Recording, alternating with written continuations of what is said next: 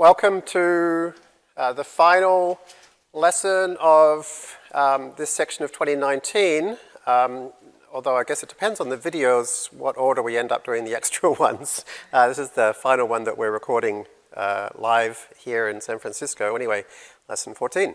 Lesson 2 of our special Swift episodes. This is what we'll be covering today. I won't read through it all, but basically we're going to be filling in the gap between matrix multiplication and training ImageNet with all the tricks. And along the way, we're going to be seeing a bunch of interesting Swift features and actually seeing how they make our code cleaner, safer, faster. I want to do a special shout out to a couple of our San Francisco study group members who have been particularly helpful over the last couple of weeks since I know nothing about Swift. It's been nice to have some folks who do, such as Alexis, who has been responsible actually for quite some of the most exciting material you're going to see today. And he is the CTO at Topology Eyewear, so if you need glasses, you should definitely go there and get algorithmically designed glasses, literally. So that's pretty cool. So thanks, Alexis, for your help. And thanks also to Pedro, who has almost single-handedly created this fantastic package cache that we have so that in your Jupyter notebooks, you can import all the other modules that we're using and other exported modules from the notebooks, and it doesn't have to recompile it all. And so that's really thanks to Pedro. And I actually am a customer of his as well, or at least I was when I used an iPhone. He's the developer of Camera Plus, which is the most popular camera application on the App Store, literally. And back when I used an iPhone, I loved that program. So I'm sure version 2 is even better, but I haven't tried version 2. So you can use his camera while looking through your Topology Eyewear glasses. All right, so thanks to both of you. And where we left off last week was that I made a grand claim. Well, I pointed out a couple of things. I pointed out through this fantastic Halide video that actually running low-level kind of CUDA-kernel-y stuff fast is actually much harder than just running a bunch of for loops in order. And I showed you some stuff based on Halide, which showed here's some ways that you can write it fast, and here's some ways you could do it quickly. And then I made the bold claim that being able to do this on the GPU through Swift is where we're heading. And so to find out how that's going to happen, let's hear it directly from Chris. Sure. Thanks, Jeremy. So we will briefly talk about this. So we went through this video, and the author of Halide gave a great talk about how in image processing kernels, there's actually a lot of different ways to get the computer to run this, and they all have very different performance characteristics, and it's really hard to take even a two-dimensional blur and make it go fast. But we're doing something even harder. We're not talking about two-dimensional images. We're talking about 5D matrices and tensors and lots of different operations that are composed together and hundreds or thousands of ops, and trying to make that all go fast is really, really, really, really hard. So if you want to do that, what you do is you'd write a whole new compiler to do this, and it would take years and years of time. But fortunately, there's a great team at Google called the XLA team that has done all this for us. And so what XLA is it's exactly one of those things. It's something that takes in this graph of tensor operations. So think things like convolutions and matmuls and adds and things like that. It does low-level optimizations to allocate buffers, to take these different kernels and fuse them together. And then it generates really high-performance code that runs on things like CPUs, GPUs, or TPUs, which are crazy fast high-performance accelerators that Google has. And so XLA does all this stuff for us now, which is really exciting. And if you take the running bash norm example that we left off with and we were talking about, this is the graph that XLA will generate for you. And this is generated from Swift code, actually. And so you can see here what these darker boxes are is they're fusion nodes where it's taken a whole bunch of different operations, pushed them together, gotten rid of memory transfers, pushed all the loops together. And the cool thing about this is all existing shipping technology that TensorFlow has now. There's a big question though, and a big gotcha, which is this only works if you have graphs. And with TensorFlow 1, that was pretty straightforward because TensorFlow 1 was all about graphs. Jeremy talked about the shipping thingy.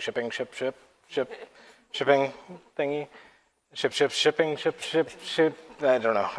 My recursion's wrong.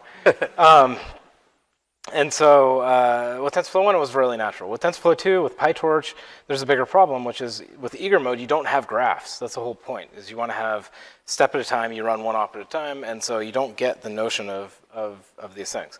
So what the entire world has figured out is that there's two basic approaches of getting graphs from eager mode. There's tracing, and there's different theories on tracing.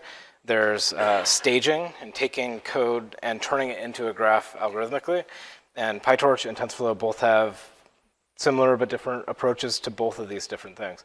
The problem with these things is they all have really weird side effects, and they're very difficult to reason about. And so if Swift for TensorFlow is an airplane, we've taken off, and we're just coming off the runway, but we're still building all this stuff into Swift for TensorFlow as the plane is flying. And so we don't actually have this today. The team was working on the demo, and it just didn't come together today.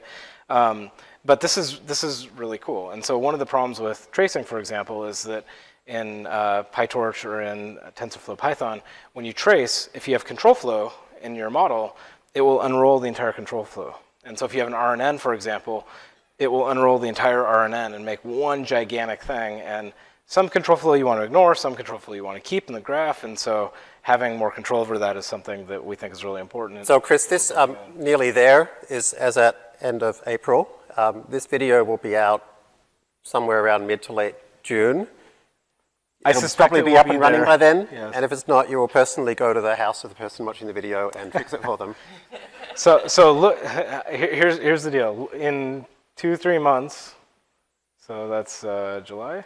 Okay. Look on the Swift for TensorFlow main page. There should be a Colab demo showing this. Okay. So we'll see how the future, what the future. And there should be a notebook in the Hairbrain repo that will be called batch norm or something, and we'll have an XLA version of this running nice and fast. And so Swift also has this thing called graph program extraction. And the basic idea here is that where Autograph and TorchScript are doing these things where they're kind of like Python, but kind of not. And Jeremy was talking before about how, like, you add a comment in the wrong place and TorchScript will fall over, and it's not. It kind of looks like Python, but really is not. With Swift, we have a compiled reasonable language, and so we could just use compiler techniques to form a graph, pull it out for you. And so a lot of things that are very magic and very weird are just very natural and plug into the system. So I'm very excited about where all this comes, but for right now, this doesn't exist. The airplane is being built.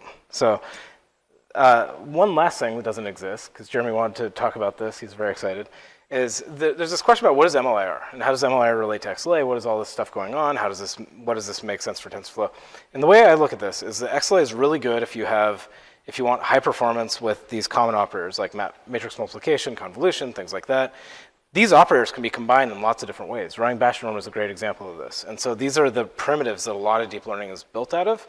And XLA is really awesome for high performance, particularly weird accelerators.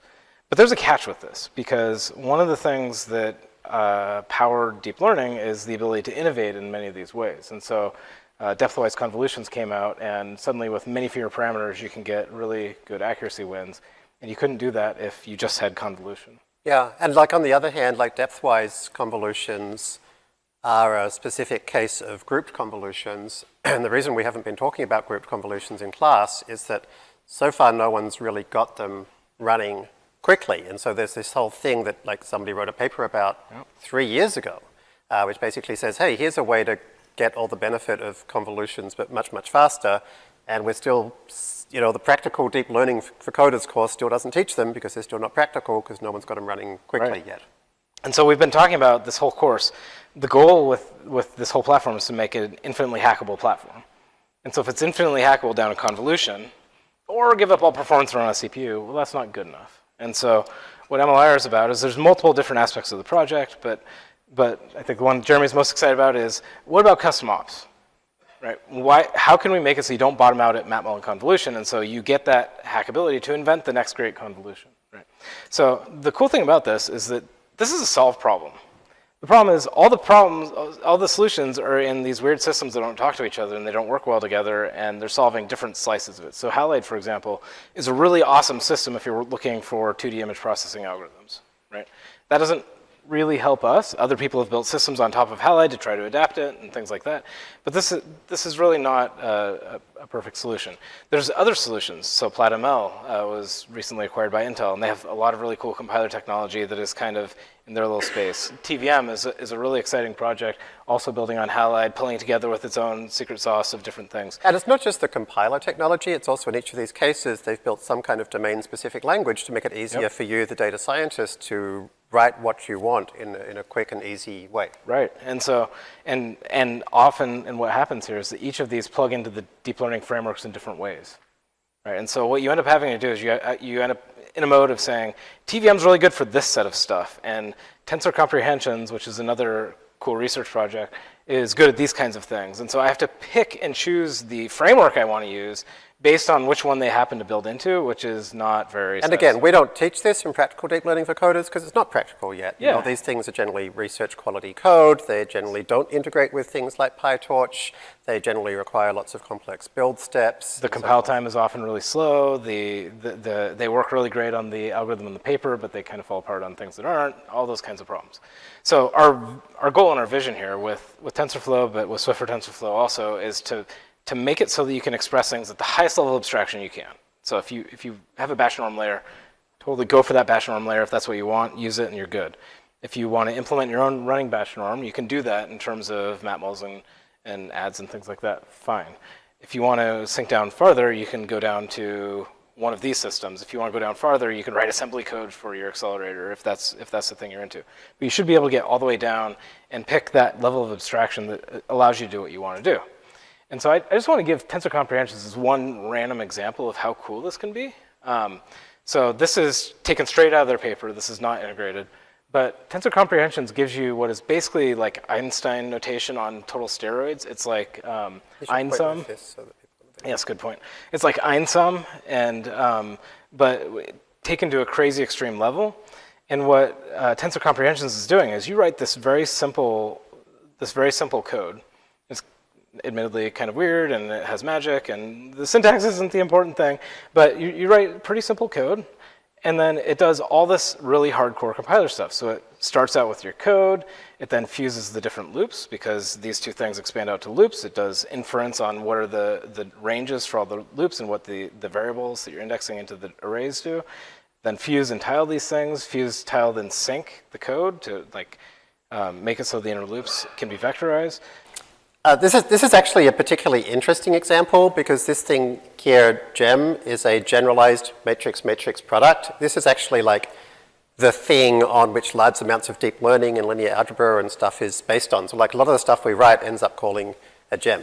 And the fact that you can write this thing in 2 lines of code, if you look inside like most linear algebra libraries, there will be hundreds or thousands of lines of code to implement something like this. So the fact that you can do this so concisely is super cool. And so the idea that then we could do like, nice little tweaks on convolutions or whatever in similar amounts of code is something that I get very excited about. Yeah, me too. And the other thing to consider with this is that, again, generating really good code for this is hard. But once you make it so that you separate out the code that gets compiled from the algorithms that get applied to it, now you can do search over those algorithms. Now you can apply machine learning to the compiler itself.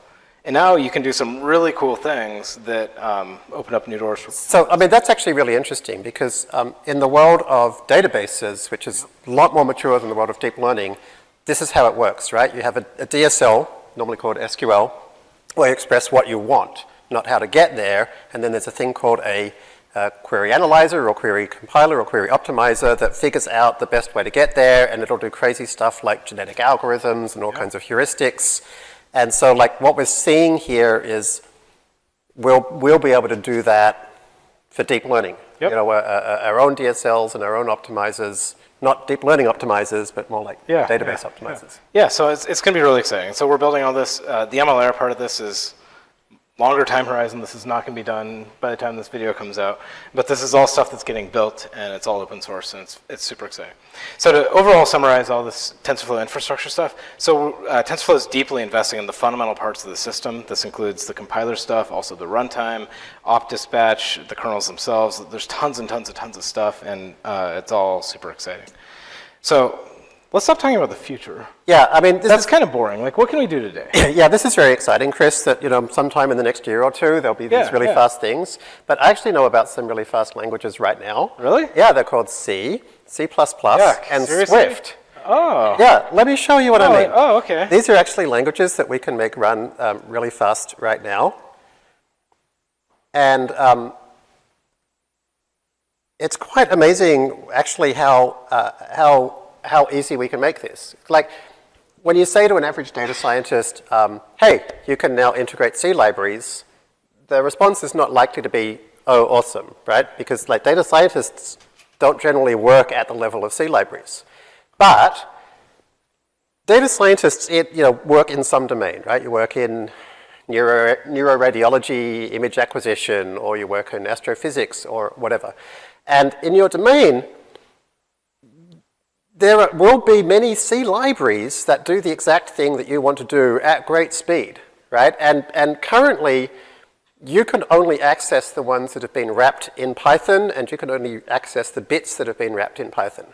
What if you could actually access the entire world of software that's been written in C, which is what most software has been written in, and it's easy enough that an average data scientist can do it. So here's what it looks like, right? Let's say we want to do audio processing.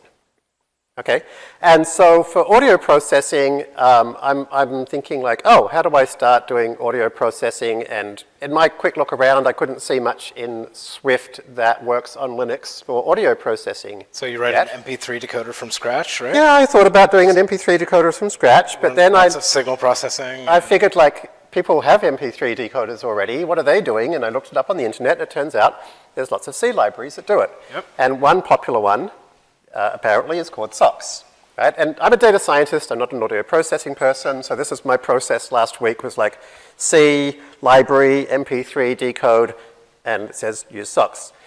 So look at this. I've got something here that says import SOX. And then it says init SOX, and then it says read SOX audio. Where did this come from? Well, this comes from a library. Here it is, Sound Exchange. This is what C library homepages tend to look like. They tend to be very 90s. And basically, I looked at the documentation, and C library documentation tends to be less than obvious to kind of see what's going on. But, you just kind of have to learn to read it, just like you learn to read Python documentation. And so basically, it says you have to use this header, and then these are the various functions you can call. There's something called init, and there's something called open. So here's what I did. I jumped into Vim, and I created a directory, and I called it Swift SOX. And in that directory, I created a few things. I created a file called package.swift. And this is the thing that defines a Swift package. A Swift package is something that you can import. And you can actually type Swift package in it, and it'll kind of create the skeleton for you. Personally, my approach to wrapping a new C library is to always copy an existing C library folder that I've created and then just change the name, because every one of them has the same 3 files, right? So this is file number 1, you have to give it a name, and then you have to say what's the name of the library in C. And in SOX, the name of the library is SOX.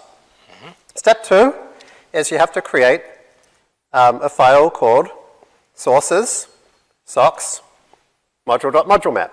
And it contains always these exact lines of code, again, where you just change the word SOX and the word SOX and the word SOX. So it's not rocket science. So what this is doing is this is saying that you want to call it SOX in Swift. They called it SOXU.h for some reason. Well, I actually call it SOXU.h, which we'll see in a moment. And then, but the library isn't, it gets linked in by libsox. Yeah, exactly. So all these things in C can be different? Yeah. So, most of the time we can make them look the same. Yep. And so then the final third file that you have to create is the .h file. And so you put that in sources, SOX, and I call it SOX umbrella header.h. And that contains one line of code, which is the header file, which, as you saw from the documentation, you just copy and paste it from there. So once you add these 3 files, you can then do that.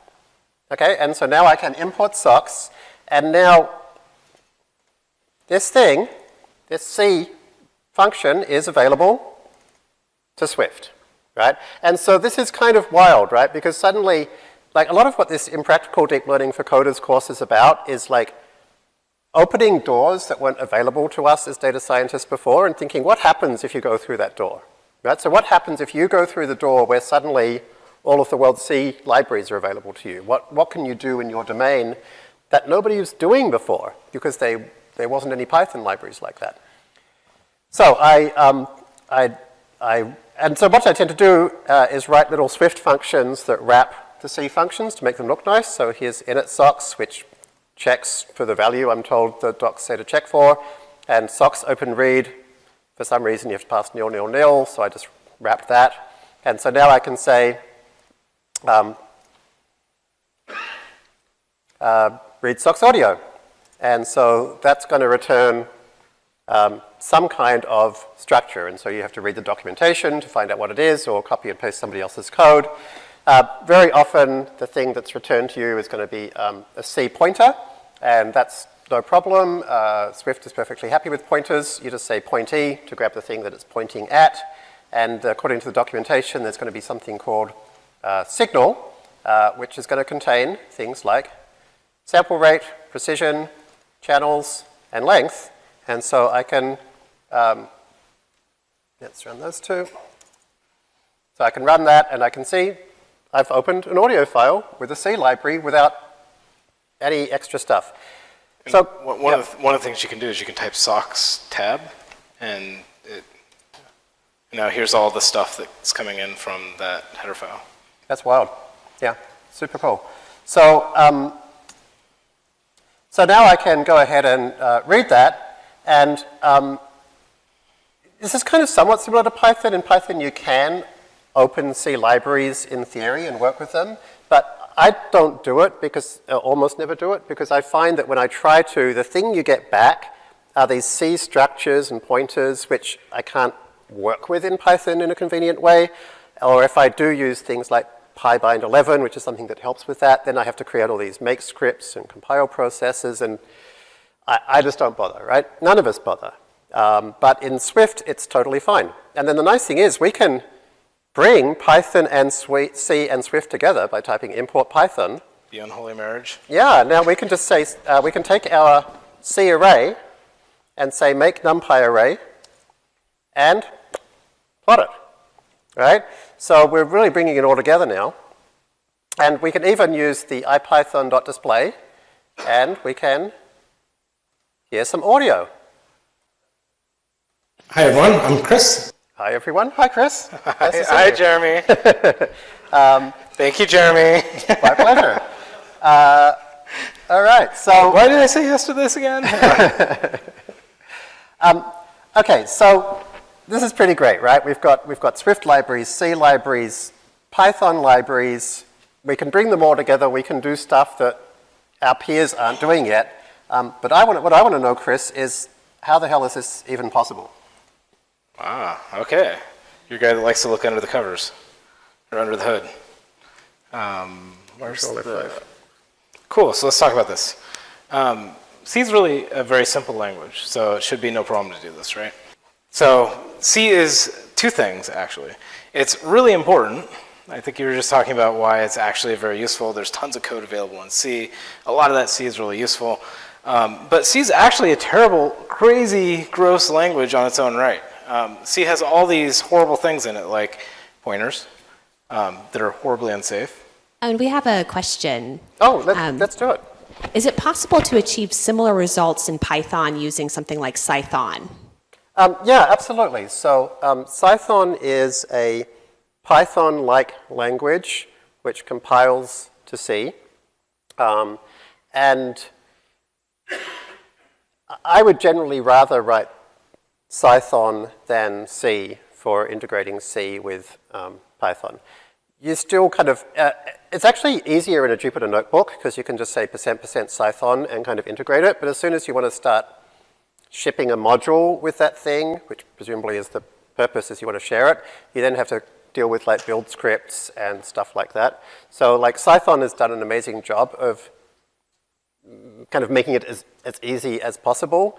But I personally have tried to do quite a lot with Python in the last few months and ended up swearing off it because it's just still not convenient enough. I can't quite use a normal debugger and a normal profiler and just ship the code directly, and it's still, yeah, it's great for Python if that's what you're working with, but it's nowhere near as convenient for, like, I've created Swift C libraries. I created a Swift C library within a week of starting to use Swift. It was just very natural. Cool. And so the thing I want to underscore here is that C is actually really complicated. C has macros, it's got this preprocessor thing going on, it's got bit fields and unions, and it's weird notion of what vargs are. It's got volatile, it's got all this crazy stuff. That the grammar is context sensitive and gross. And so it's just actually really hard to deal with. You sound like somebody who's been through the process of writing a C compiler and came out the other side. Well, so the only thing worse than C is C++. Uh-huh. And it has this like dual side of it. It's both more gross and huge, and it's also more important in some ways. And so Swift doesn't integrate with C++ today, but we want to be able to. We want to be able to provide the same level of integration that you just saw with C and C++. But how are we going to do that? Well, Swift loves C APIs, like Jeremy was just saying. And so we love C APIs because we want you to be able to directly access all this cool functionality that exists in the world. And so the way it works, as you just saw, is we take the C ideas and remap them into Swift. And so because of that, because they're native, pure Swift things, that's where you get the debugger integration. That's where you get code completion. That's where you get all the things that you expect to work in Swift, talking to Dusty Deck, old grody C code from the 80s or wherever you got it from, whatever epoch. And we also don't want to have wrappers or overhead because that's totally not what Swift's about. So Jeremy showed you that usually when you import the C API into Swift, it looks like a C API. And so you could, but the nice thing about that is that you can build the APIs that you want to wrap it, and you can build your abstractions and make that all good in Swift. So one of the ways this happens is that inside the Swift compiler, it can actually read C header files. And so we don't have a great way to plug this into workbooks quite yet, but Swift can actually take a C header file, like math.h, which has macros. Here's m_e, because m_e is a good way to name e, apparently. Here's the old school square root. Here's the sine cos function, which, you know, of course, it returns sine and cosine through pointers because C doesn't have tuples, right? And so when you import all that stuff into Swift, you get m_e as a double that you can get. You have square root, and you can totally call square root. You have sine cos. You get this unsafe mutable pointer double thing, which we'll talk about later. Similarly, like malloc, free, realloc, all this stuff exists. And so just to show you how crazy this is, let's see if we can do the side-by-side thing. Can you make it do side-by-side? Is that a challenge? Yes. My Windows skills are dusty. Check it out. Okay, beautiful. So what we have here is we have the original header file, math.h, on the left. And if you look at this, you'll see lots of horrible things in C that everybody forgets about because you never write C like this.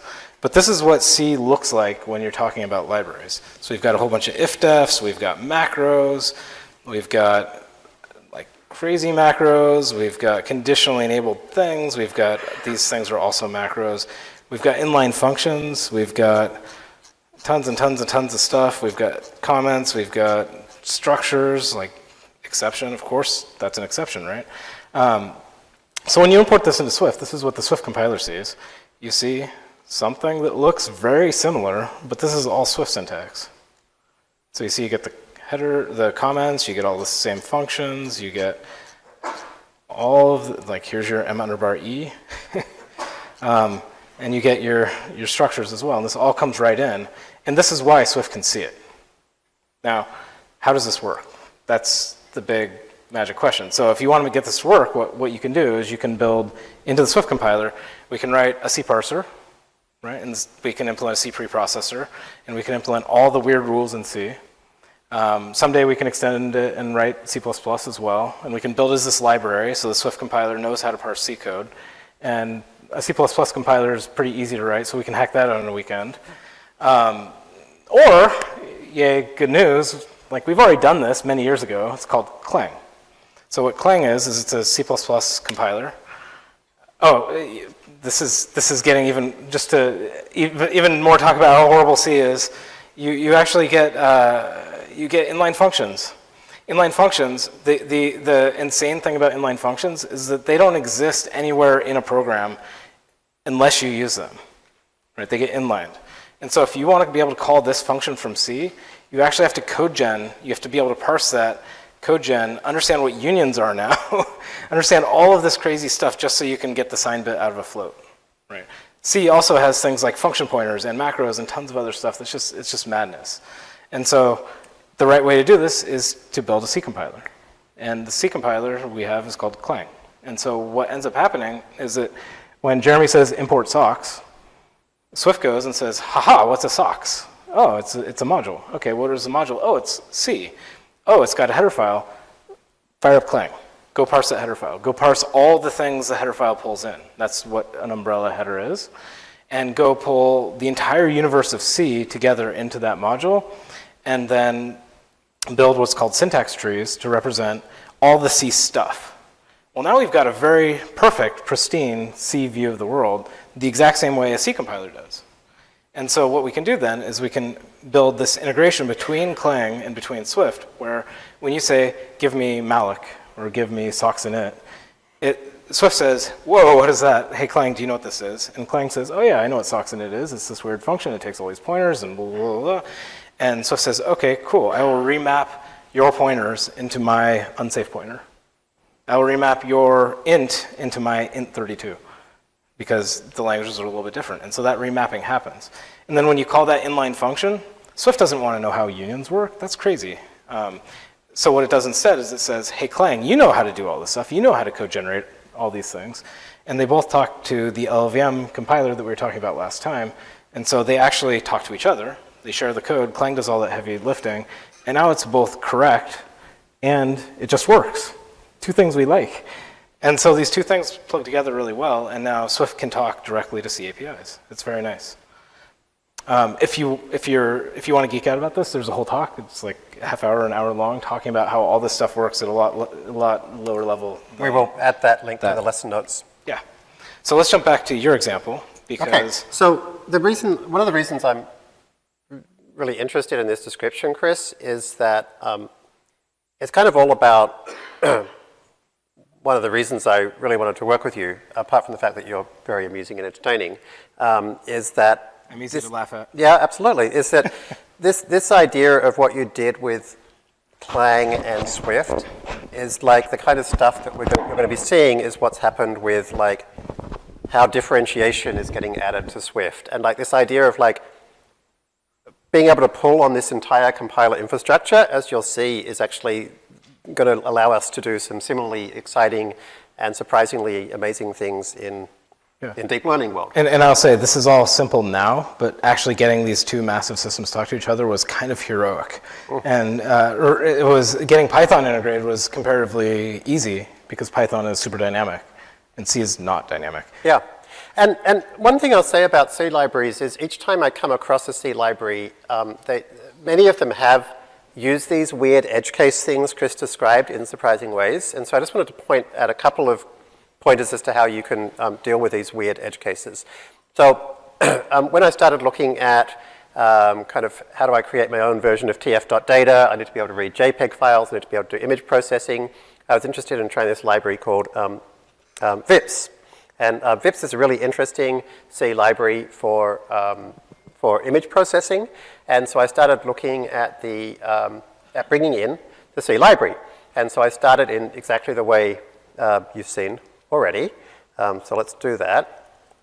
So you'll find, just like we have a Swift socks in the repo, there's also a Swift VIPS.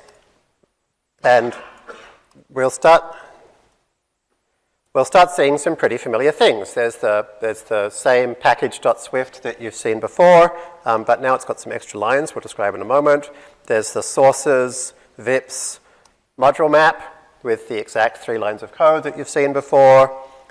There's the sources VIPS some header, I called it a different name in this case, which has the one line of code which is connecting to the header. After you've done that, you can now import VIPs. Done. But it turns out that the VIPs documentation says that they actually added the ability to handle optional positional arguments. In C. In C. And so it turns out that you can do that in C, even though it's not officially part of C, by using something called varargs, which is basically in C. You can say the number of arguments that go here is kind of not defined ahead of time, and you can use something I've never heard of before called a sentinel, and basically you end up with stuff which looks like this. You end up with stuff which looks like this, where you basically say, I want to do a resize, and it has some arguments that are specified, like horizontal scale, and by default it makes the aspect ratio the same. But if you want to also change the aspect ratio and have a vertical scale, you literally write the string vscale, and that says, oh, the next argument is the vertical scale. And if you want to use some different interpolation kernel, you pass the word kernel, and you say there's some different interpolation kernel. Now this is tricky because for all the magic that Swift does do, it doesn't currently know how to deal with varargs and sentinels. It's just it's an edge case of the C world that Swift hasn't handled yet. I think this might be the last edge case. Okay. Jeremy has this amazing thing to find the breaking point of anything. Oh, that's what I do. Yes. But no problem, right? The trick is to provide a header file where the things that Swift needs to call look like the things that they expect. So in this case, you can see I've actually written my own C library, right? And so I added a C library by literally just putting into sources. I just created another directory, and in there I just dumped a C header file, right? And here's the amazing thing. As soon as I do that, I can now add that C library, not precompiled, but actual C code I've just written, to my package.swift, and I can use that from Swift as well, right? And so that means that I can wrap the VIPs weird varargs resize version with a non-varargs resize version where you always pass in vertical scale, for instance. And so now I can just go ahead and say VIPs load image. And then I can say VIPs get, and then I can pass that to Swift for TensorFlow in order to display it through Matplotlib. Now, there's a really interesting thing here, which is when you're working with C, you have to deal with C memory management. So Swift has this fantastic reference counting system, which nearly always handles memory for you. Every C library handles memory management differently. So we're about to talk about OpenCV, which actually has its own reference counting system, believe it or not. But most of the time, the library will tell you, hey, this thing is going to allocate some memory, you have to free it later, right? And so here's a really cool trick. The VIPs get function says, hey, this memory, you're going to have to free it later. To free memory in C, you use the free function, because we can use C functions from Swift, we can use the free function. And I need to make sure that we call it when we're all done. And there's a super cool thing in Swift called defer.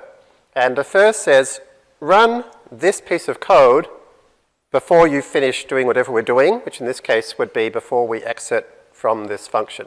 Yeah, so if you throw an exception, if you return early, like anything else, it will make sure to run that. And in this case, I probably didn't need defer because there isn't like exceptions being thrown or lots of different return places. But that's my habit, is that if I need to clean up memory, I just chuck it in a defer block. Or at least that's one of the two methods that I use. So that's that. So because I like finding the edges of things and then doing it anyway, the next thing I looked at, and this gives you a good sense of how much I hate tf.data, is I was trying to do anything I could to avoid tf.data. And so I thought, all right, let's try OpenCV. And for those of you that have been around FastAI for a while, you'll remember OpenCV is what we used in FastAI 0.7.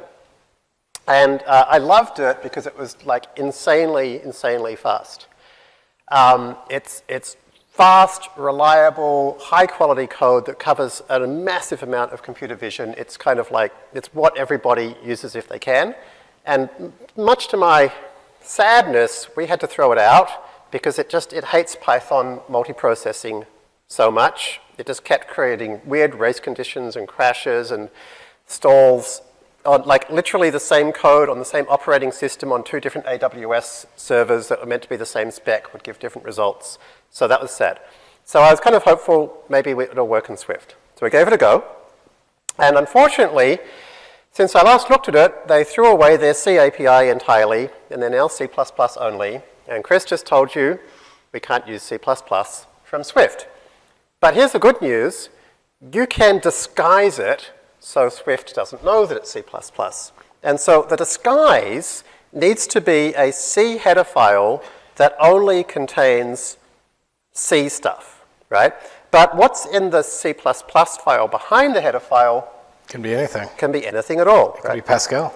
Clang knows Pascal calling conventions, and Swift can call them. I didn't know that.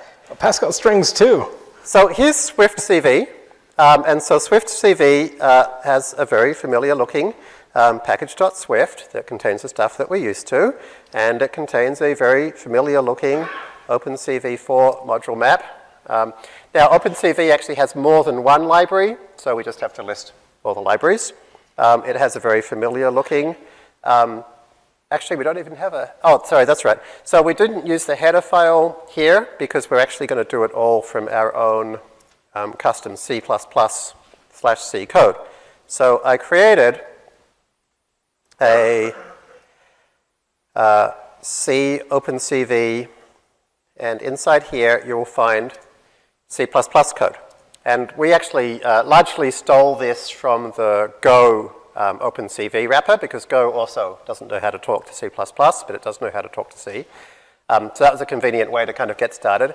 And you can see that, for example, we can't call new because new is C++. But we can create a function called matnew that calls that, and then we can create a header that has mat new, and that's not C++, right? This is actually a plain C struct, pointed to a struct, and so I can call that. And so even generics, C++ generics, we can handle this way. So OpenCV actually has a full-on multi-dimensional generic array, like NumPy, with like matrix multiplication, all the stuff in it. And the way its generic stuff works is that you can ask for a particular pixel and you say what data type is it using C++ generics. So we just create lots and lots of different versions, or all the different generic versions, which in the header file look like C. So once we've done all that, we can then say import SwiftCV and start using OpenCV stuff. So what does that look like? Well, now that we can use that, we can grab this, we can read an image, we can have a look at its size, we can get the underlying C pointer, and we can start doing, and we can start doing timing things and kind of see, is it actually looking like it's going to be hopeful in terms of performance, and so forth. I was very scared when I started seeing in Swift all these unsafe mutable pointers and whatnot. They're designed to make you scared. It starts with unsafe. Fair enough. But this is C, right? And so C is inherently unsafe. Yeah. Swift's theory on that is that it does not prevent you from using it. It just makes it so you know that you're in that world. But there's actually this great table I saw from Ray Wenderlich's website, and I've stolen it here. And basically what he pointed out is the names of all of these crazy pointer types actually have this very well-structured thing. They all start with unsafe, they all end with pointer, and in the middle there's this little mini language which is, can you change them or not? Are they typed or not? Do we know the count of the number of things in there or not? And what type of thing do they point to if they're typed? So once you kind of realize all of these names have that structure, suddenly things start seeming more reasonable again. We have two questions. All right, let's go with the two questions.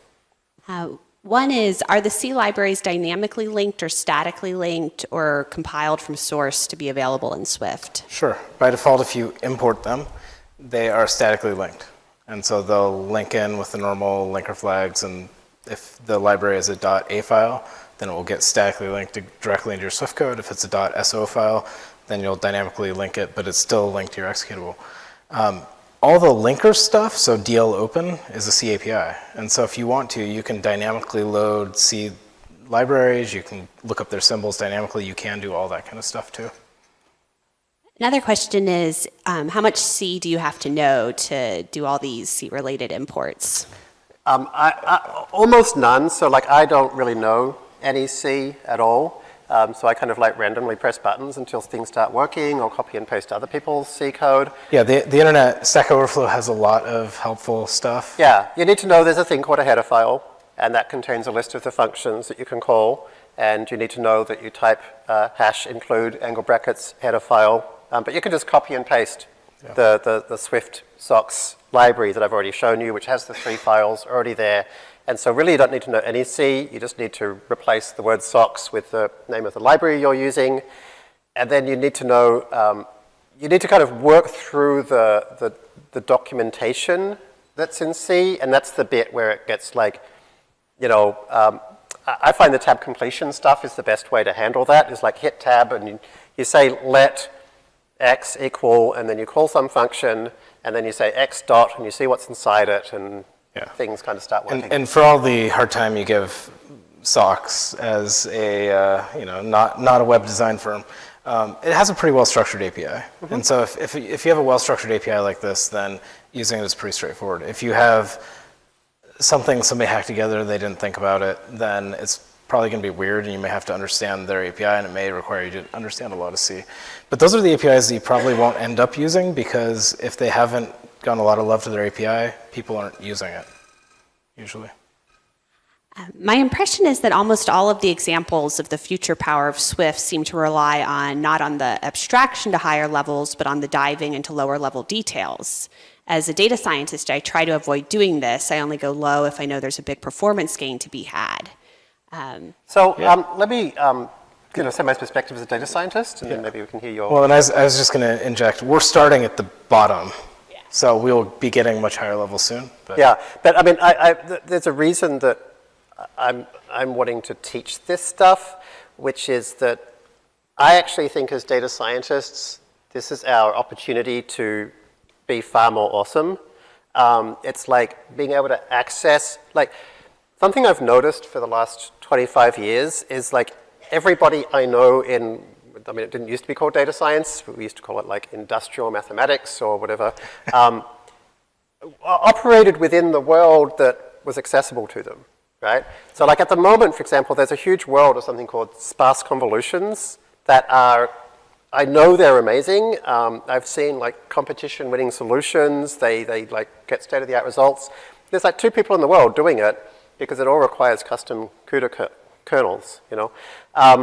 For years, for decades, almost nobody was doing differentiable programming because we had to calculate the derivatives by hand. So like, it's not just about, I want an extra, it's absolutely not about, I want an extra 5% of performance.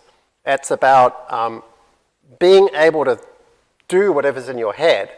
It's like, I used to be a management consultant, I'm afraid to say, and I didn't know how to program, and I knew Excel.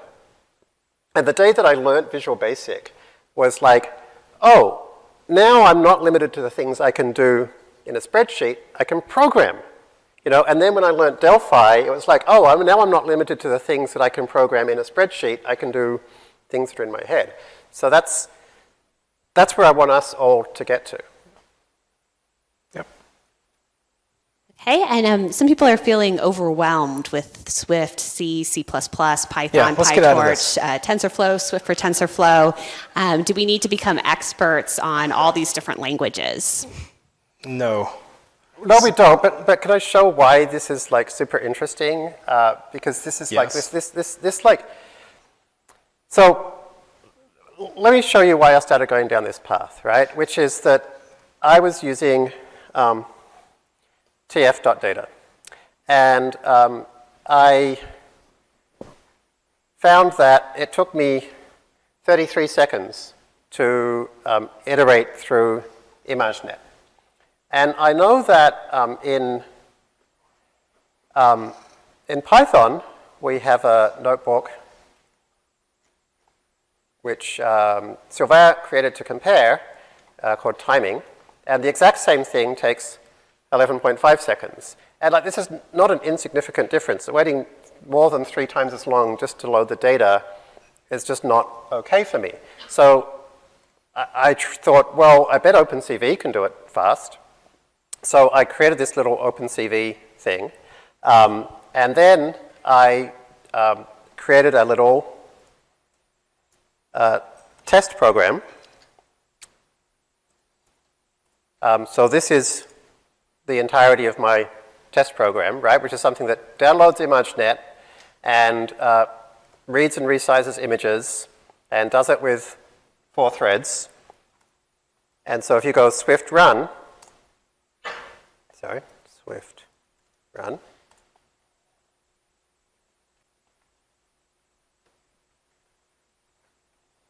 okay, so when I run this, check this out, 7.2 seconds, right? And so this was like half a day's work, and half a day's work I have something that can give me an image processing pipeline that's even faster than PyTorch. And so it's not just like, oh, we can now do things a bit faster, but it's now like anytime I get stuck that I can't do something, it's not in the library I want, or it's so slow as to be unusable, you know, this whole world's open. So I'd say like we don't really touch this stuff until you get to a point where you have no choice but to, and at that point you're just really glad it's there. Well, and to me, I think it's also, the capability is important even if you don't do it. So keep in mind, this is all code that's in a workbook. So you can get code in the workbook from anywhere. And now you can share that workbook. And you don't have to share this like tangled web of dependencies that have to go with the workbook. And so the fact that you can do this in Swift doesn't mean that you yourself have to write the code, but it means you can build on code that other people wrote. And if you haven't seen Swift at all, if this is your first exposure to it, this is definitely not the place you start. Like the data APIs that we're about to look at would be a much more reasonable place to start. You've had a month or 2 months worth of hacking with Swift time, and that's Jeremy months, so that's like a year for normal people. So this being like super powerful and the ability to do this is I think really great, and I agree with you. Yeah, and I am totally not a C programmer at all, and honestly it's been more like 2 weeks, because before that I was actually teaching a Python course, believe it or not, but Sylvain's been doing this for a month. Yeah. So I mean, so this is it's all there, and I would definitely recommend ignoring all of this stuff, and we're about to start zooming up the levels of the stack. But the fact that it's there, I think, is reassuring, because one of the challenges that we have with Python is that you get this ceiling. And if you get up to the ceiling, then there's no going further without this crazy amount of complexity. And whether that be concurrency, or whether that be C APIs, or whether that be other things, that prevents the next steps and the next levels of innovation and the industry moving forward. And this is meant to be giving you enough to go on with until a year's time course as well. Yeah. So like it's hopefully this is something where you can pick and choose which bits you want to dig into, and whichever bit you pick to dig into, we're showing you all the depth that you can dig into over the next 12 months. So I was really excited to discover that we can use OpenCV, which is something I've wanted ever since we had to throw it away from FastAI. And so I thought, you know, what would it take to create a data blocks API with OpenCV? And thanks to Alexis Gallagher, who kind of gave us the great starting point to say, well, here is what a Swifty style data blocks would look like. We were able to flesh it out into this complete thing. And when Chris described Alexis to me as the world leader on value types, and I was like, wait, I thought you created them. I thought, okay, I guess we can listen to Alexis's code for this. So I will say I'm terrified about presenting those slides, because Alexis is sitting right there, and if he starts scowling, then we have a handheld mic. Come and correct us anytime. So there's a thing here called OC data block generic, where you'll find that what we've actually done is we've got the entire data blocks API in this really interesting Swifty style. And what you'll see is that when we compare it to the Python version, this is, on every axis, very significantly better. So let's talk about some of the problems with the data block API in Python. I love the data block API, but lots of you have rightly complained that we have to run all the dot blah, dot blah, dot blah in a particular order. If we get the wrong order, we get inscrutable errors. We have to make sure that we have certain steps in there. If we miss a step, we get inscrutable errors. It's difficult to deal with at that level. And then the code inside the data blocks API, I hate changing it now because I find it too confusing to remember like why it all fits together. But check out this Swift code that does the same thing, right? So is that don't load. This is just the same get files we've seen before. All we need to do is we say, you know what, if you're going to create some new data bunch, you need some way to get the data. You need some way, and let's assume that they're just paths for now. You need some way to turn all of those paths into items, so something like our item list in Python. You need some way to split it between training and validation. And you need some way to label the items. Right? So for example, for ImageNet, download calls that. And things that convert paths to images, which grab all of the list of paths is that collect files. And then the thing that converts, that decides whether they're training or validation is whether the parent.parent is train or not. And the thing that creates the label is the parent. And so like we can basically just define this one neat little package of information and we're done. And Swift will actually tell us if we forgot something, or if one of the things that we provided, is training is meant to return true or false. If it's training or validation, if we return, accidentally return the words train instead, it'll complain and let us know. So I just love this so much. But to understand what's going on here, we need to learn a bit more about how Swift works and this idea of protocols. Yeah, so this is something that is actually useful if you are doing deep learning stuff. So let's talk about, sorry, go for it. So let's talk about what protocols are in Swift. So we've seen structs. We will see classes later, but right now we want to talk about what protocols are. And if you've worked in other languages, you may be familiar with things like interfaces in Java. Abstract classes are often used. Advanced other weird languages have things called type classes. And so all these things are related to protocols in Swift. And what protocols do is they're all about splitting the interface of a type from the implementation. And so we'll talk about layer later. Layer is a protocol, and it says that to use a layer, or to define a layer, you have this call. So layers are callable, just like in PyTorch. And so then you can define a dense layer and say how to call a dense layer. You can define a conv2d and show how to implement a conv2d layer. And so there's a contract here between what a type is supposed to have. All layers must be callable, and then the implementations of these are different. Right, so this is pretty straightforward stuff. Although even that's quite nice, right? Because like in PyTorch, you kind of have to know that there's something called forward, and if you misspell it or forget it to put it there, or put done to call instead of forward, you get kind of weird inscrutable errors. Yeah. Whereas with this approach, you get tab completion for the signature. Yeah, and Swift will tell you if you get it wrong. It'll say this is what the function should have been called. Yeah, that's great. And so what this is really doing is this is defining behaviors for groups of types. And so we're saying a layer is like the commonality between a whole group of types that behave like a layer. And what does that behavior mean? Well, it's a list of what are called requirements. And so these are all the methods that the type has to have. This is the signatures of the types.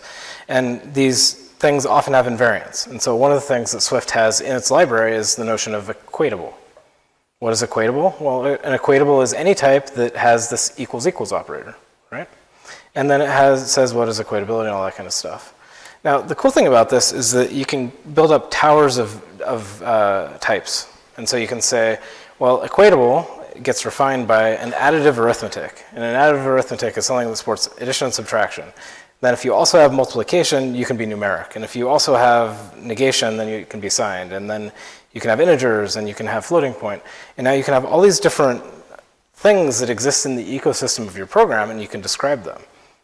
And so this is all very, these things, these ways to reason about these groups of types, give you the ability to get these abstractions that we all want. And these types already exist in Swift. And these all exist, and you can go see them in the standard library. And so why do you want this? Well, the cool thing about this is that now you can define behavior that applies to all of the members of that class. And so what we're doing here is we're saying not equal. Well, all things that are equatable, and this T colon equatable says, I work with any type that is equatable. What this is doing is this is defining a function, not equal, on any type that's equatable, and it takes two of these things and returns a bool. And we can implement not equal by just calling equals equals, which all equatable things are, and then inverting it. So to be clear, what Chris just did here was he wrote one function that is now going to add behavior to every single thing that defines equals automatically, which is pretty magic. Just like everywhere, boom, one place, super, super abstract. But this also works for lots of other things. This works for like absolute value. What does absolute value need? Well, it needs any type that is signed and numeric and that's comparable. And how do you implement absolute value? Well, you compare the thing against 0. If it's less than 0, you negate it. Otherwise, you return it. Like super simple. But now everything that is a number that can be compared is now absable. Right? Types, same thing. All these things work the same way. And so with dictionary, what you want is you want the keys in a dictionary all have to be hashable. This is how the dictionary does its efficient lookups and things like that. The value can be anything, though. And so all these things kind of stack together and fit together like building blocks. One of the really cool things about this now is that we can start taking this further. So we talked about not equal building on top of equal equal. In the last lesson, we defined this is-odd function. We defined it on int. Well, because this protocol exists, we can actually add it as a method to all things that are binary integers. And so we can say, hey, put this on all binary integers and give them all an is-odd method. And now I don't have to put is-odd on int and int16 and int32 and the C weird things. And we could just do it in one place, and now everybody gets this method, right? On layers, right? This is something that's closer to home. Here we can say, hey, I want a inferring from method that does some learning phase switching magic nonsense. But now because I put this on all layers, well, I can use it on my model because your model's a layer, my dense layer, that's a layer. And so this thing allows this one simple idea of defining groups of types and then broadcasting behavior and functionality onto all of them at once is really powerful. Yeah, I mean, it's like Python's monkey patching, which we use all the time, but A, it's not this kind of hacky thing with weird undefined behavior sometime, and B, we don't have to monkey patch lots and lots of different places to add functionality to lots of things. We just put it in one place, and the functionality gets sucked in by everything that can use it. Yeah, and remember, extensions are really cool because they work even if you didn't define the type. And so what you can literally do is you can pull in some C library, not that we love C, but with some C library, and add things to its structs. I mean, this is... Or have things automatically added to those structs because Absolutely. it already supports those operations. Yeah, so like all this stuff composes together in a really nice way, which allows you to do very powerful and very simple and beautiful things. So mix-ins show up and you can control where they go. And so here's an example. This is something that Jeremy wrote. And so he defined his own protocol, countable. And he says, things are countable if they have a variable named count. And the only thing I care about for countable things is I can read it. I don't have to write it. That's what the get means. And so he says, arrays countable. His OpenCV mat thingy is countable. Like all these the number of pixels in it, yep. Yeah, all these things are countable. And then Jeremy says, hey, well, take any sequence. Let's add a method or a property called total count to anything that's a sequence. So a sequence is the same as Python's iterable, so anything you can iterate through. Exactly, and so this is things like dictionaries and arrays and ranges and like all these things are sequences. And it says that so long as the element is countable, so I have an array of countable things, then I can get a total count method or a property, right? And the way this is implemented is it just says, hey, map over myself, get the count, add all the counts up together, and then I have a total count of all the things in my array. And now if I have an array of arrays, an array of mats, a lazy mapped collection sequencey thingy of mats, whatever it is, now I can just ask for its count or its total count. Hey, Chris, so this functionality you're describing is basically the same as what Haskell calls type classes? Yes. Is that right? Yeah. So is this kind of like stolen from Haskell? It's borrowed. I mean, so the interesting thing for me here is we let them play with it too. Well, the interesting thing, the reason I ask is because like I've tried to use Haskell before many times and have always failed. I'm clearly not somebody who's smart enough to use Haskell. Yet I wrote the code that's on the screen right now like a couple of days ago, and I didn't spend a moment even thinking about the fact I was writing the code. It was only like the next day that I looked back at this code and I thought like, wow, I just did something which no other language I've used both could do and I was smart enough to do it. Like it kind of makes this, what I think of as like super genius functionality available to normal people. Yeah, and so back at the very, very beginning of this, we talked about Swift's goal is to be able to take good ideas wherever they are and assemble them in a tasteful way and then be not weird.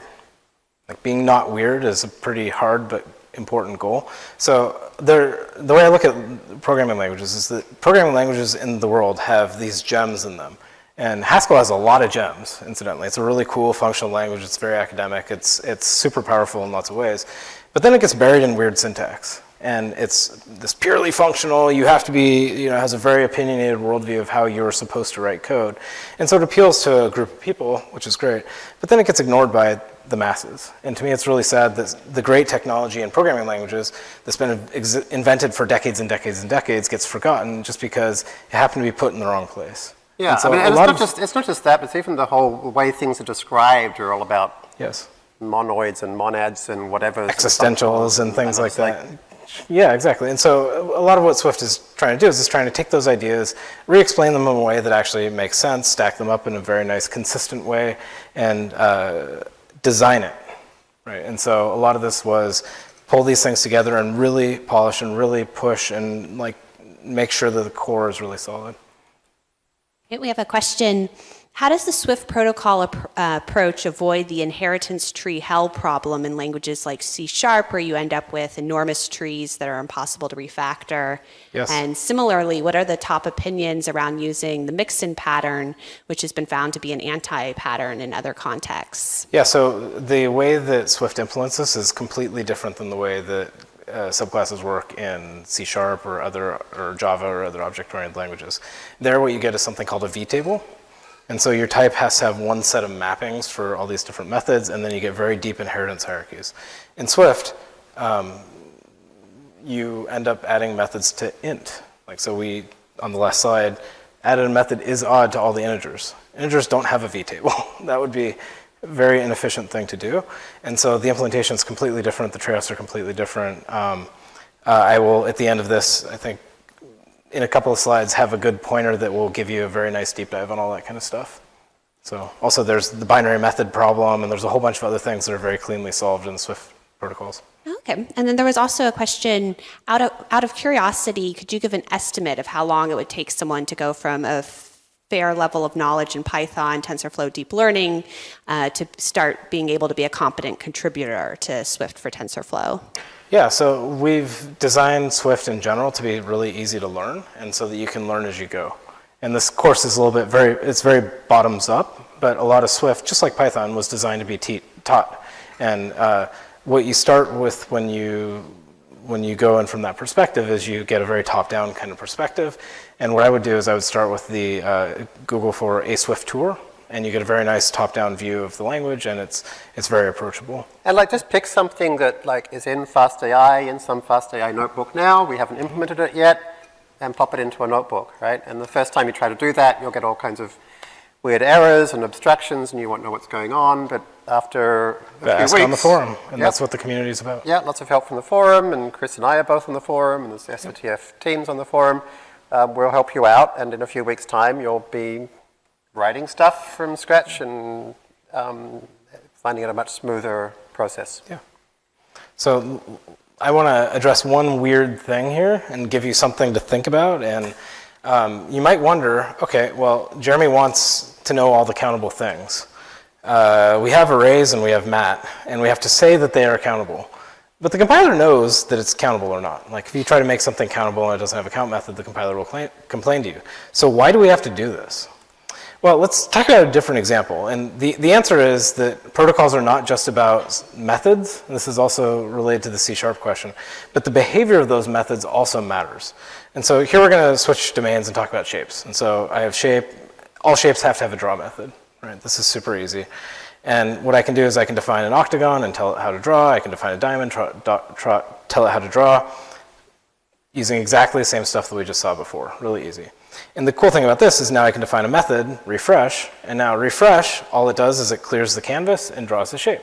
And so all shapes will get a refresh method. And so if you go do a tab completion on your octagon, it all just works. But what happens if you have something else with the draw method? So cowboys know how to draw. It's a very different notion of what drawing is, right? We don't want cowboys to have a refresh method. It doesn't make sense to clear the screen and then pull out a gun. that's not what we're talking about here. And so the idea of protocols is really, again, to categorize and describe groups of types. And one of the things that you'll see, which is kind of cool, is you can define a protocol with nothing in it. So it's a protocol that doesn't require anything. And then you go say, I want that type, that type, that type, that type to be in this group. And now I will have a way to describe that group of types that can be totally random, whatever makes sense for you. And then you can do reflection on it. You can do lots of different things that now apply to exactly that group of types. And I actually found, I still find, that this kind of protocol-based programming approach is like the exact upside-down opposite of how I've always thought about things. It's kind of like you don't create something that contains these things, but you kind of like, I don't know, somehow shove things in. And the more I've looked at code that works this way, the more I realize it tends to be clearer and more concise, but I still find it a struggle because I just don't have that sense of this is how to go about creating these kinds of APIs. And one of the things you'll notice is that we added this protocol to array in an extension, right? So unlike interfaces in a Java or C# type of language, we can take somebody else's type and then make it work with the protocol after the fact. And so I think that's a superpower here that allows you to work with these values in different ways. So this is a super brief, high-level view of protocols. Protocols are really cool in Swift, and they draw on a lot of great work in the Haskell and other communities.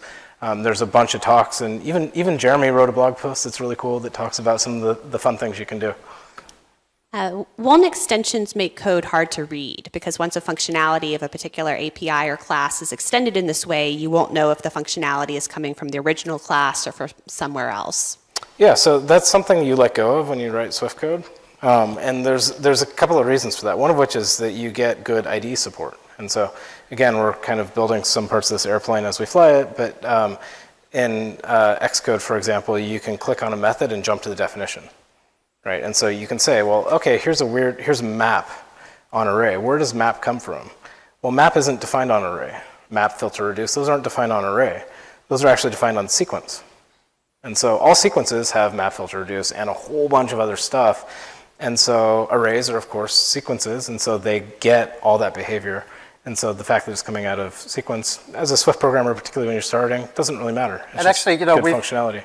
We've had this same discussion around Python, which is like, oh, Jeremy imports star, and therefore I don't know where things come from, because the only way I used to know where things come from is because I looked at the top of a file and it would say from blah import foo, and so I know foo comes from blah.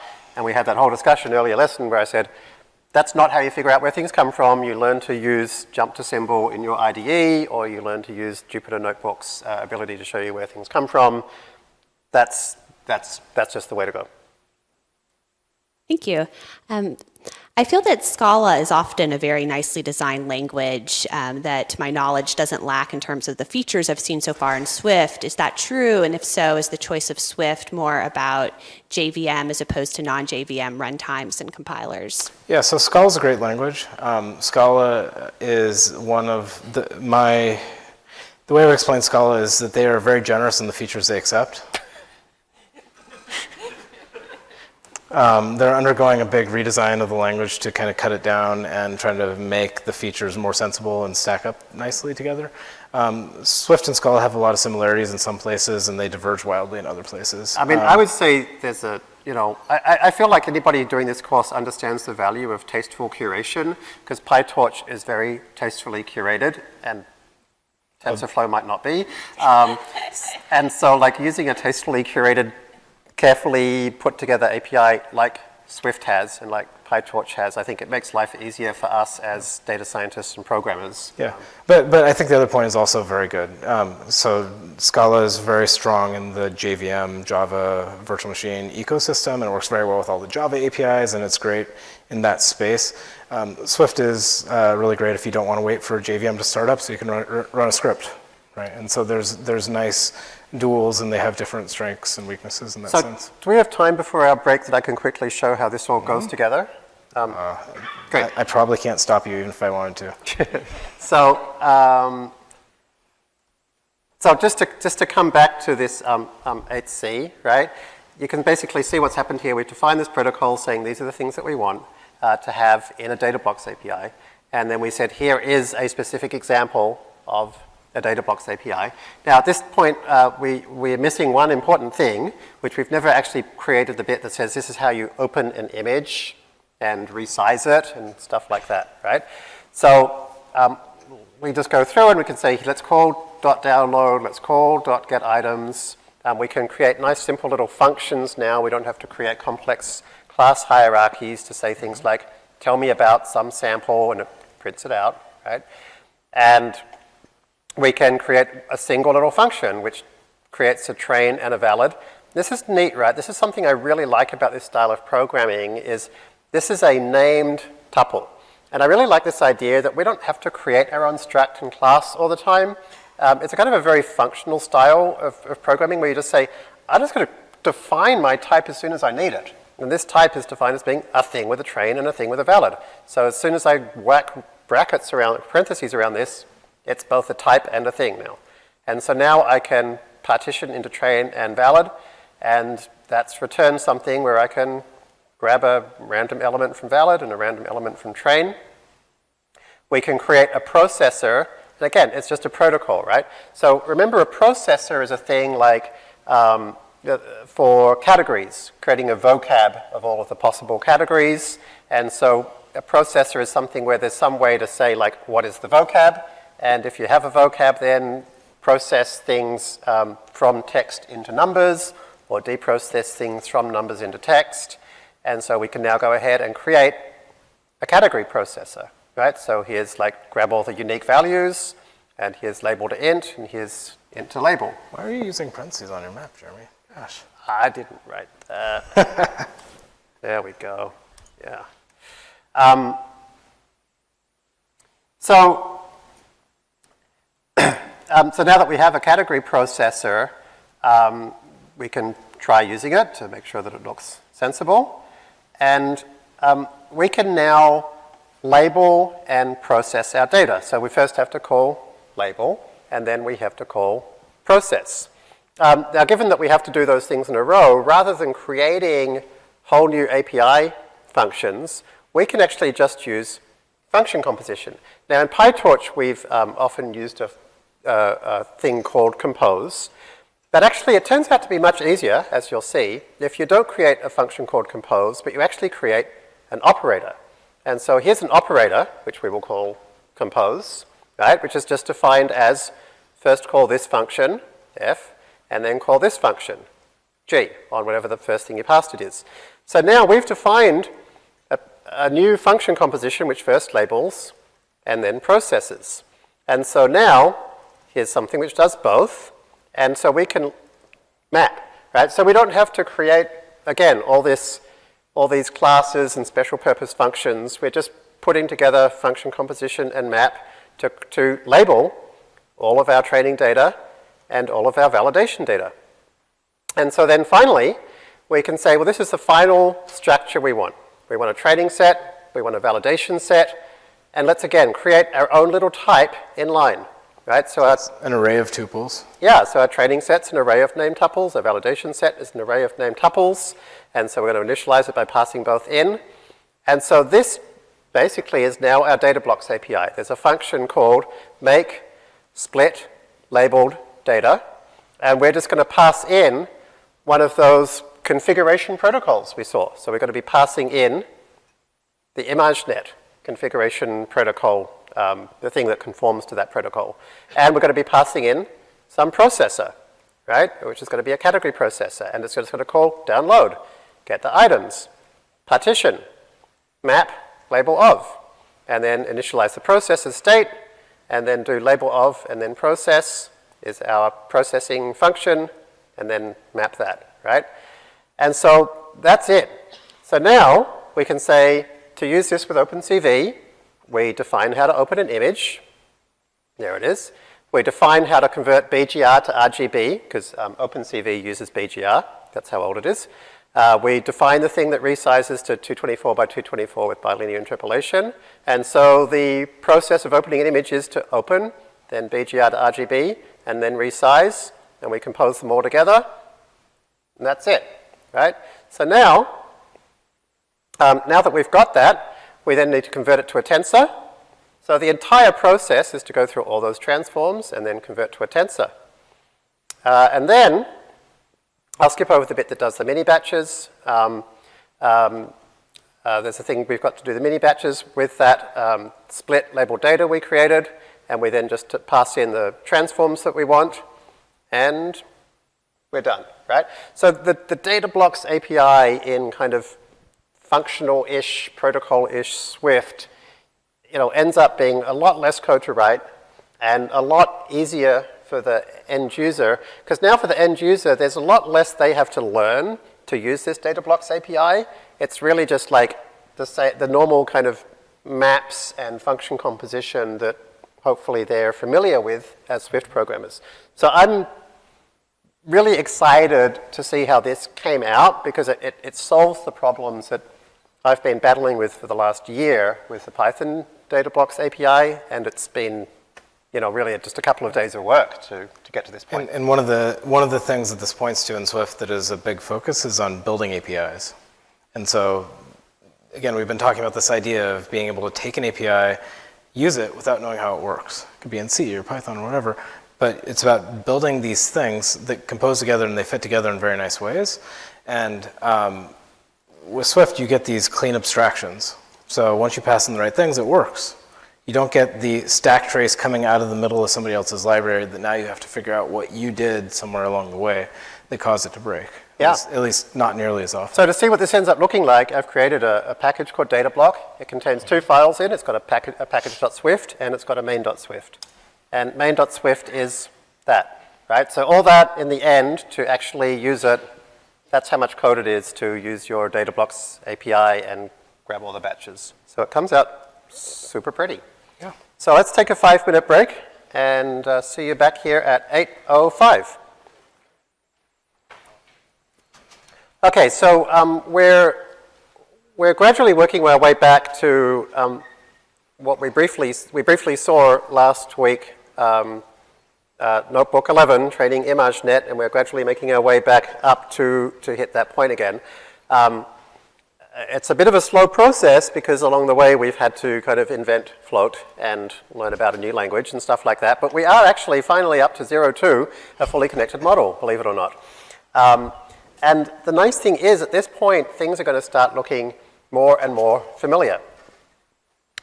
One thing I will say, though, that can look quite unfamiliar is the amount of typing that you have to type with Swift. But there's actually a trick, which is you don't have to type all these types. You don't have to type types.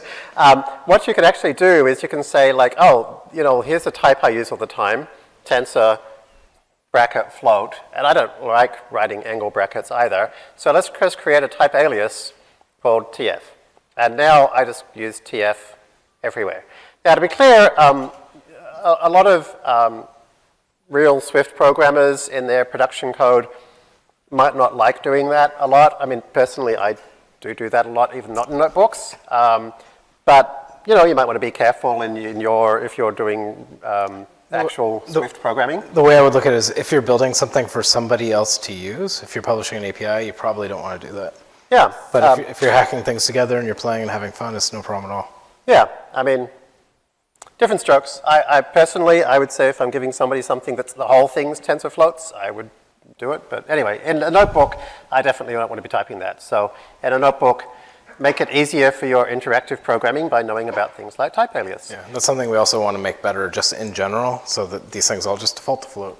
Yeah. You don't have to worry about it. That'll be nice. So then we can write a normalized function that looks exactly the same as our Python normalized function. And we can use mean and standard deviation just like in Python. And we can define tests with asserts just like in Python. So this all looks identical. We can calculate n and m and c, the same constant, the variables that we used in Python in exactly the same way as Python. We can create our weights and biases just like in Python, except there's a nice kind of rule of thumb in the Swift world, which is anytime you have a function that's going to create some new thing for you, we always use the init constructor for that. So for example, generating random numbers and dumping them into a tensor, that's constructing a new tensor for you. So it's actually, you're actually calling tensorfloat.init here. And so if you're trying to find where is it in an API that I get to create something in this way, you should generally look for in the init section. So this is how you create random numbers in Swift for TensorFlow. It's how you create a tensor of zeros in Swift for TensorFlow. So here's our weights and biases. This is all the same stuff. We just basically copied and pasted it from the PyTorch version with some very, very minor changes. Create our linear function, except rather than @ we use dot, because that's what they use in Swift for TensorFlow. If you're on a Mac, that's option 8. If you're on anything else, it's compose key dot equals. And so now we can go ahead and calculate linear functions. We can calculate ReLU exactly the same as PyTorch. We can do proper chiming init exactly like PyTorch. And so now we're at the point where we can define the forward pass of a model. And this looks basically, again, identical to PyTorch. A model can just be something that returns some value. So the forward pass of our model really just builds on stuff that we already know about, and it looks almost identical to PyTorch, as does a loss function. Right? It looks a little bit different because it's not called squeeze, it's called squeezing shape. But other than that, mean squared error is the same as PyTorch as well. And so now here's our entire forward pass. So hopefully that all looks very familiar. If it doesn't, go back to 0.2 in the Python notebooks. And actually this is one of the tricks, like this is why we've done it this way for you all, is that we have like literally kind of these parallel texts. You know, there's the Python version, there's the Swift version, so you can see how they translate and see exactly how you can go from one language and one framework to another. That's all very well, but we also need to do a backward pass. So to do a backward pass, we can do it exactly the same way as, again, we did it in PyTorch. One trick we kind of Python hack we used in PyTorch. And so this is doing it the hard way. This is doing it all manually because we have to build it. Doing it all manually, yep, because we have to build everything from scratch. In the PyTorch version, we actually added a .grad attribute to all of our tensors. You're not allowed to just throw attributes in arbitrary places in Swift, so we have to define a class which has the actual value and the gradient. But once we've done that, the rest of this looks exactly the same as the PyTorch version did. Here's our MSC grad, our ReLU grad, that's all exactly the same. And in fact, you can compare here, right? Here's the Python version we created for lingrad. Here's the Swift version for lingrad. It's almost identical, okay? So now that we've done all that, we can go ahead and do our entire forward and backward pass, and we're good to go. But it could be so much better. Well, you skipped past the big flashing red lights that says, don't do this. Did you miss that part? Tell me about it. Oh, okay. So let's talk about this. So this is defining a class and putting things in classes, and we haven't seen classes yet, at least not very much. That's true, because before we've used things that looked like classes, but they didn't say class on them, they said struct on them. Yes, and so what is that? And so so let's play a little game. And so let's talk about this idea of values and references, because that's what a that's what struct versus class really means in Swift. A value is a struct thing, and a reference is a class thing. And so let's talk about Python. Here's some really simple Python code, and there's no tricks here. What we're doing is we're assigning 4 into A, we're copying A into B, we're incrementing A and printing them out. And so when you do this, you see that A gets incremented, of course. B does not, of course. This all makes perfect sense. In Swift, you do the same thing, you get the same thing out. Right? This is how math works, right? All very straightforward. Let's talk about arrays. So here I have an array or list in Python, and I put into X, and then I copy X into Y. I add something to X, and it has it. I have to point with this. So, and then it has the extra item. That makes perfect sense, right? But what happens to Y? What? What just happened here? I just added something to X, and now Y changed? Now you have, what is going on here? Well, we learn that there's this thing called a reference, and we learn that it does things like this, and we learn when it bites us. What happens in Swift? Well, Swift has arrays. It doesn't have lists the same way. And so here we have, again, it's identical code except var. We put in 1 and a 2 into X, we copy X into Y, we add something to X, we print it out, we get the extra element. But Y is correct. What just happened?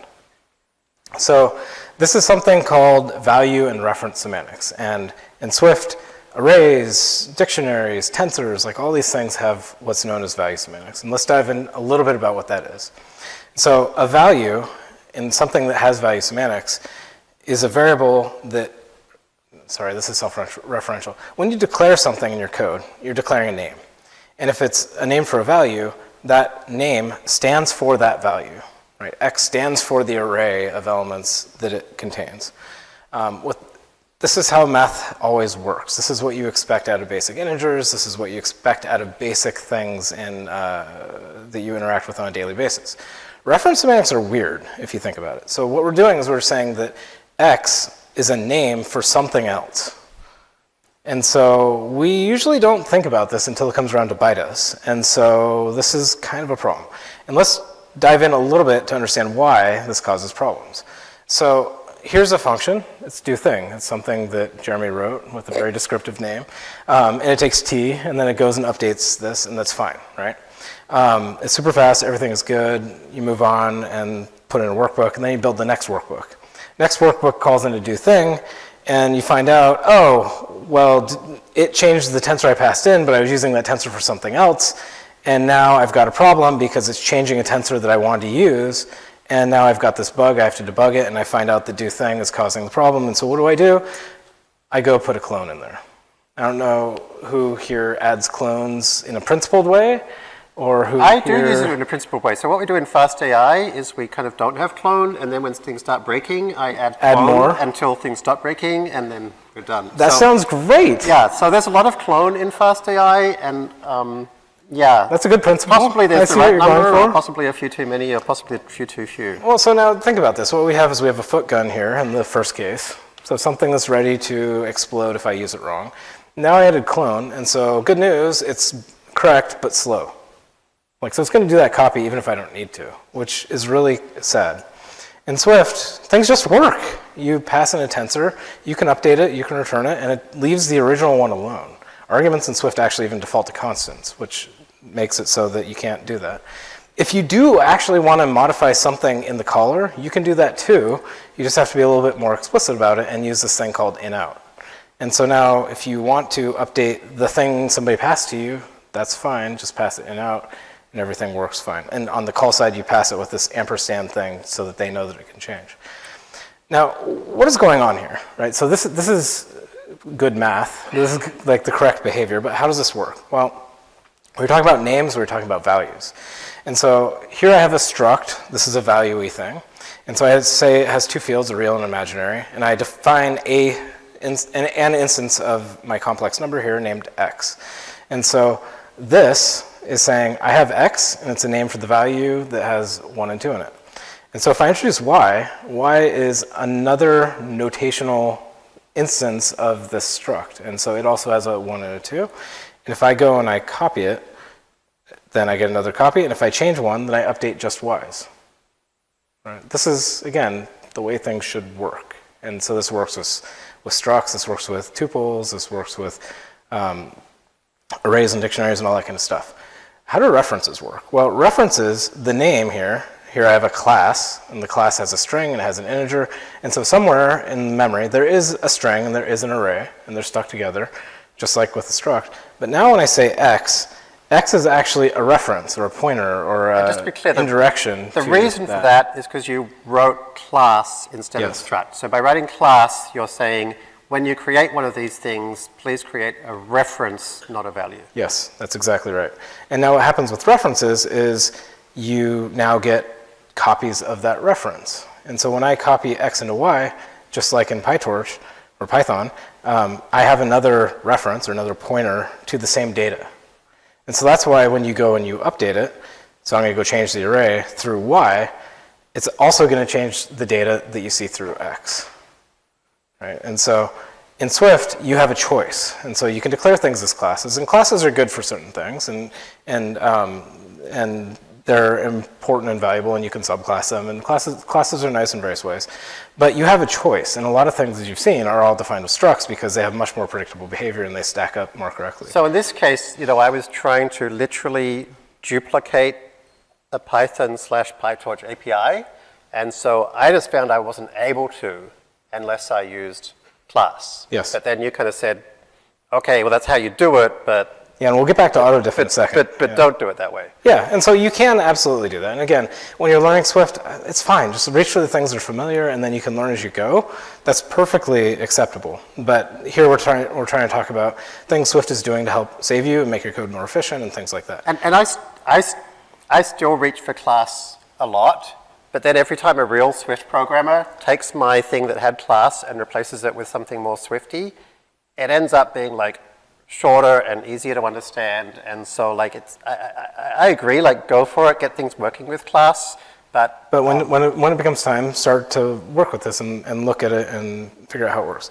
Now there's one thing that's really weird here. And if you remember last time, the first thing I told you about was var and let, right?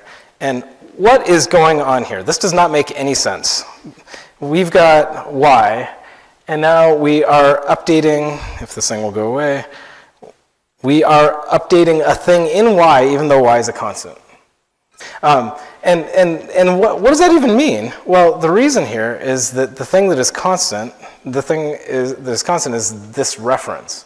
And so we've made a new copy of the reference, but we're allowed to copy the thing it points to because we're not changing x or y itself, right? So this doesn't make sense. None of this makes sense. But how does let and var work? Well, this is a thing that comes back to the mutation model in Swift. And I'll go through this pretty quickly. This is not something you have to know. But let's say I have a complex number and it's a struct. And I say, hey, this thing is a constant. I want to go change it, right? That's not supposed to work. What happens? Well, if you try to do that, Swift will tell you, haha, you can't do that. You can't use plus equals on a real that's in a C because C1 is a let. And Swift is helpful, and so it tries to lead you to solving the problem. It says, hey, by the way, if you want to fix this, you want to make it go away, just change let to var, and then everything is good. That's totally fine. Now, okay, fine. Well, maybe I really do want to change it. And so what I'm going to do is I'm going to get a little bit trickier, and I'm going to define this extension. I'm going to add a method increment to my complex number. I'm going to increment it inside the method, and then call the method. Can I get away with that? Well, these things may be in different files. The compiler may only be able to see one or the other.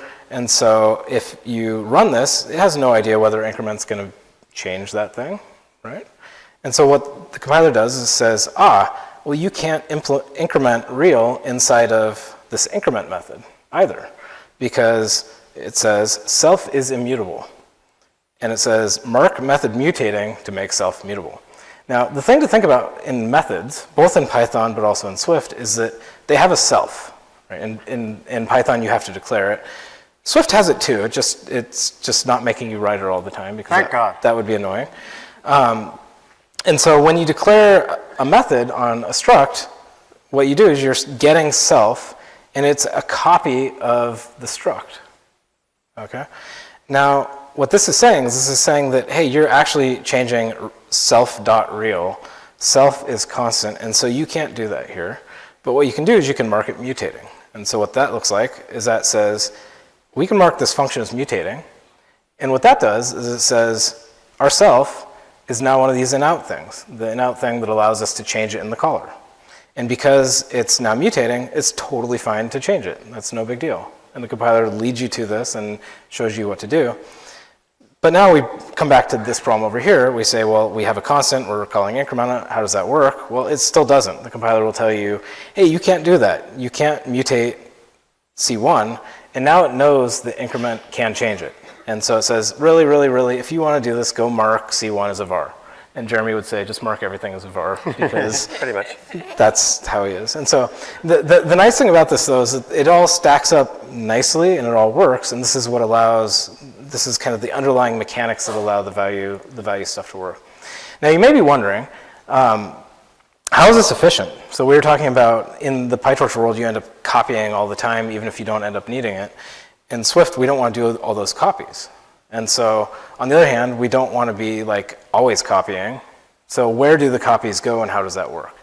So if you're using arrays, or arrays of arrays of arrays of dictionaries of arrays of like super nested things, what ends up happening is array is a struct. You might be surprised. And inside of that struct, it has a pointer or a reference. And so the elements of an array are actually implemented with the class. And so what I have here is I have A1, which is some array, and I copied it to A2, and I copied it to A3, I copied it to A4 because I'm passing it all around. I'm just passing this array around, no big deal.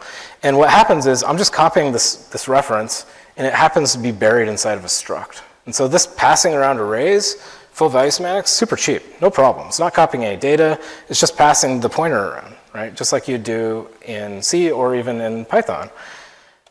The magic happens when you go and you say, okay, well, I've now got A4. And so all these things are all sharing this thing. I'm going to add one element to A4. Well, what happens? Well, first thing that happens is append is a mutating method. And so it says, hey, I'm this thing called a copy on write type. And so I want to check to see if I'm the only user of this data. And it turns out no, lots of other things are pointing to our data here. And so lazily, because it's shared, I'll make a copy of this array. And so I only get a copy of the data if it's shared and if it changes. So that should be 1, 2, 3, 92? Yeah, that should be 1, 2, 3, 92. I am buggier than Swift. Now, the interesting thing about this is because of the way this all works out is if you go and you change A4 again, it goes and just updates it in place. There's no extra copy. And so the cool thing about this is that you get exactly the right number of copies, and it just works. You as a programmer don't have to think about this. This is one of the things that Swift is just like subtracting from your consciousness of the things you have to worry about, which is really nice. And so a really nice aspect of this is that you get algebra, like values work the way values are supposed to work. You get super high performance. We get to use more emojis, which I always appreciate. If you want to learn more about this, because this is also a really cool, deep topic that you can geek out about, particularly if you've done object-oriented programming before, there's a lot that's really nice about this. There's a video you can see more. So let's go back to that autodiff thing. And let's actually talk about autodiff from a different perspective. So this is the autodiff system implemented the same way as the manually done PyTorch version. And we didn't like it because it was using references. Let's implement it, again, the very low-level manual way in Swift. But before we do, let's talk about where we want to get to. So Swift has built-in, and Swift for TensorFlow has built-in automatic differentiation for your code. So you don't have to write gradients manually, you don't have to worry about all this stuff. And the way it works is really simple. There are functions like gradient, and you call gradient, and you pass it a closure, and you say, what is the gradient of x times x? And it gives you a new function that computes the gradient of x times x, and here we're just calling that function on a bunch of numbers that we're striding over and printing them out, and it just gives you this gradient of this random little function we wrote. Now, one of the interesting things about this is, I wrote this out, it takes just doubles or floats or other things like that. Autodiff in Swift works on any differentiable type, anything that's continuous, anything that's not like integers, anything that has a gradient. And so you can't do this in just a library. This has to be built into the language itself because you're you're literally compiling something that's multiplying doubles together, and it has to figure out how to get gradients out of that. Yeah, you can do things as a library, and that's what PyTorch and other frameworks do in Python. But it doesn't work the same way at all. But PyTorch will not do that on doubles. PyTorch Oh, yes, requires that you is to do true. that on Yes. tensors. Yes. And so this doesn't just work on doubles. If you want to define quaternions or other cool numeric scientific-y things that are continuous, those are differentiable too, and that all stacks out and works. So there's a bunch of cool stuff that works this way. You can define a function, you can get the gradient at some point with the function, you can pass enclosures, like all this stuff is really nice. Instead of talking about that, we're going to do the from the bottom up thing. And so I'm going to pretend I understand calculus for a minute, which is sad. So if you think about what differentiation is, computing the derivative of a function, there's two basic things you have to do. You have to know the axioms of the universe, like what is the derivative of plus, or multiply, or sine or cosine, or tensor matmul. Then you have to compose these things together. And the way you compose them together is this thing called the chain rule. And this is something that I relearned, sadly, over the last couple of weeks. And that we did in the Python part of this course as yes. well. And we wrote it a different way. We had y dx equals to y du dx. Yeah, apparently there's some ancient feud between the people who invented calculus independently, and they could not agree on notation. Whatever. So what this is saying if you want the derivative of f calling g, the derivative of f calling g is the derivative of f applied to the forward version of g multiplied by the derivative of g. And this is important because this is actually computing the forward version of g and in order to get the derivative of this. And which we kind of hid away in our y du dx version. Do you want to make the font larger? Sure. I don't know how to do it on your machine. Oh, there you go. So how are we going to do this? Well, what we're going to do is we're going to look at defining the forward function of this. And so we'll use the mean squared error as the example function. This is a little bit more complicated than I want, and so what I'm going to do is I'm going to actually just look at this piece here. And so I'm going to define this function MSE inner, and all it is it's the dot squared dot mean. So it's conceptually this thing, MSE inner, that just gets the square of x and then does the mean, just because that's simpler, and then we'll come back to MSE at the end. And so in order to understand what's going on, I'm going to define this little helper function called trace. And all trace does is you can put it in your function, and it uses this little magic thingy called pound function. And when you call trace, it just prints out the function that it's called from. Okay, and so here we call foo, and it prints out, hey, I'm in foo AB, and I'm in bar X. And so we'll use that to understand what's happening in these cells. So here I can define, just like you did in the PyTorch version, the forward and the derivative versions of these things. And so x times x is the forward, the gradient version is 2 times x. X dot mean is the forward. This weird thing of doing a divide is apparently the gradient of mean. And I checked it apparently works. I don't know why. So then when you define the forward function of this MSE inner function, it's just saying give me the square and take the mean. Super simple. And then we can use the chain rule, and this is literally where we use the chain rule to say, okay, we want the gradient of one function on another function, just like the syntax shows. And the way we do that is we get the gradient of mean and pass it to the inner thing and multiply by the gradient of the other thing. And so this is really literally the math interpretation of this stuff. And given that we have this, we can now wrap it up into more functions, and we can say, let's compute the forward and the backwards version of MSE. We just call the forward version, we call the backward version, and then we can run it on some example data 1, 2, 3, 4. And just to be clear, the upside down triangle thing is not an operator here, it's just using Unicode as part of the name of that function. That's the gradient delta symbol thingy. I found that on Wikipedia. So when you run this, what you'll see is it computes the forward version of this thing. It runs square, and then it runs mean. And then it runs square again, and then it runs the backward version of mean and square. And this makes sense, given the chain rule, right? We have to recompute the forward version of square to do this. And for this simple example, that's fine. Square is just one multiply. But consider it might be a multiply of megabytes worth of stuff. It's not necessarily cheap. And when you start composing these things together, this recomputation can really come back to bite you. So let's look at what we can do to factor that out. So there's this pattern called chainers and what we call the value and chainer pattern. And what we want to do is we want to define each of these functions, like square or mean or your model, as one function that returns two things. And so what we're going to do is we're going to look at the other version of calculus's form of this. And so when you say that the derivative of x squared is 2x, you actually have to like move the ddx over with it. And this matters because the functions we just defined are actually only, those are only valid if you're looking at a given point. That they're not valid if you compose it with another function. This is just another way of writing the chain rule. It's the exact same thing. And so we're going to call this the gradient chain. And all it is an extra multiplier. And Chris, I just need to warn you, in one of the earlier courses, I got my upside down triangles mixed up as you just did. So that's not the delta. Other way around is delta, and this one is called nabla, and I only know that because I got in trouble for screwing it up from the survey last time. Thank you, Jeremy, for saving me. So all this is it's the same thing we saw before. It just has an extra multiplication there because that's what the chain rule apparently really says. So what we can do now is, now that we have this, we can actually define this value with chain function. And check this out. What this is doing is it's wrapping up both of these things into one thing. So here we're returning the value when you call this. We're also returning this chain function. And so now, can you just explain this TF arrow TF, like what is, how do I read that? Sure. TF arrow TF? So what this is doing is this is saying we're defining a function square WVC. It takes x. It returns a tuple, right? We know what tuples are.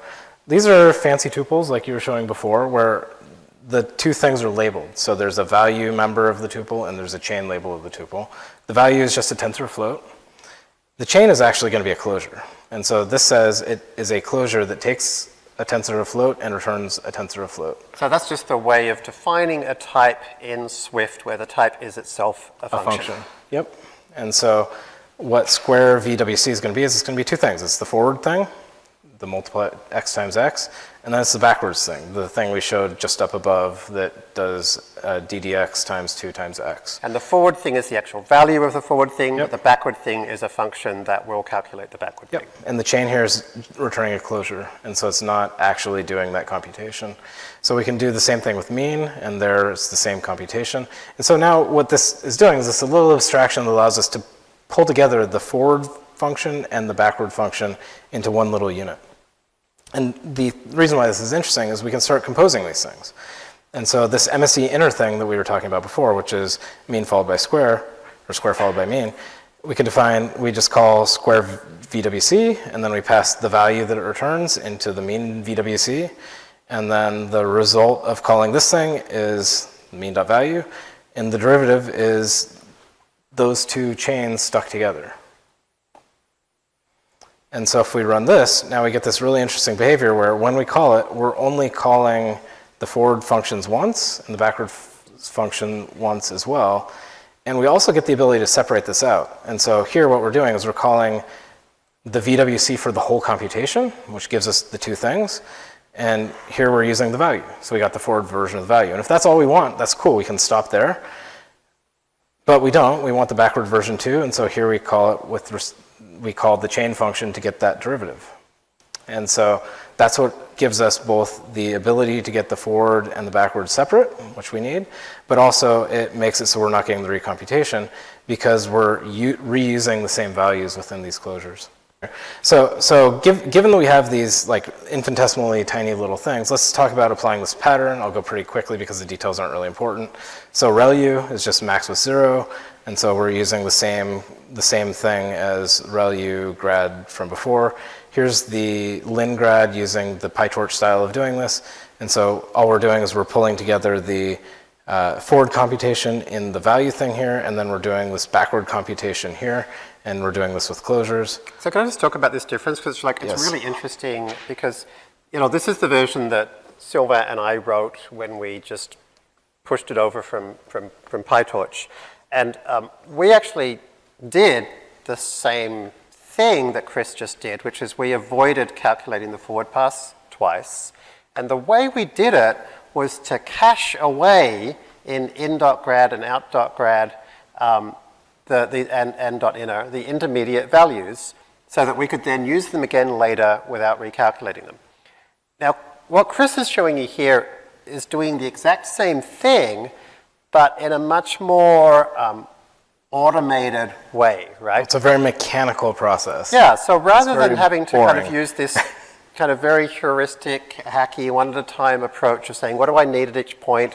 Let's save it away in something or give it a name, and then we'll use it again later. It's kind of interesting, and also without any mutation, Yep. this functional approach is basically saying, let's package of everything we need and hand it over to everything that needs it. And so that way, we never had to say, what are we going to need for later? It just works. So it kind of like, you'll see all the steps are here, out times blah dot transposed, out times blah dot transposed, right? But we never had to think about what to cache away. And so this is not something I would want to write ever again manually, personally. But the advantage of this is it's really mechanical and it's very structured. And so when you write MSE, the full MSE, what we can do is we can say, well, it's that subtraction, then it's that dot mean dot squared, and then on the backwards pass we have to undo the squeeze and the subtraction thingy.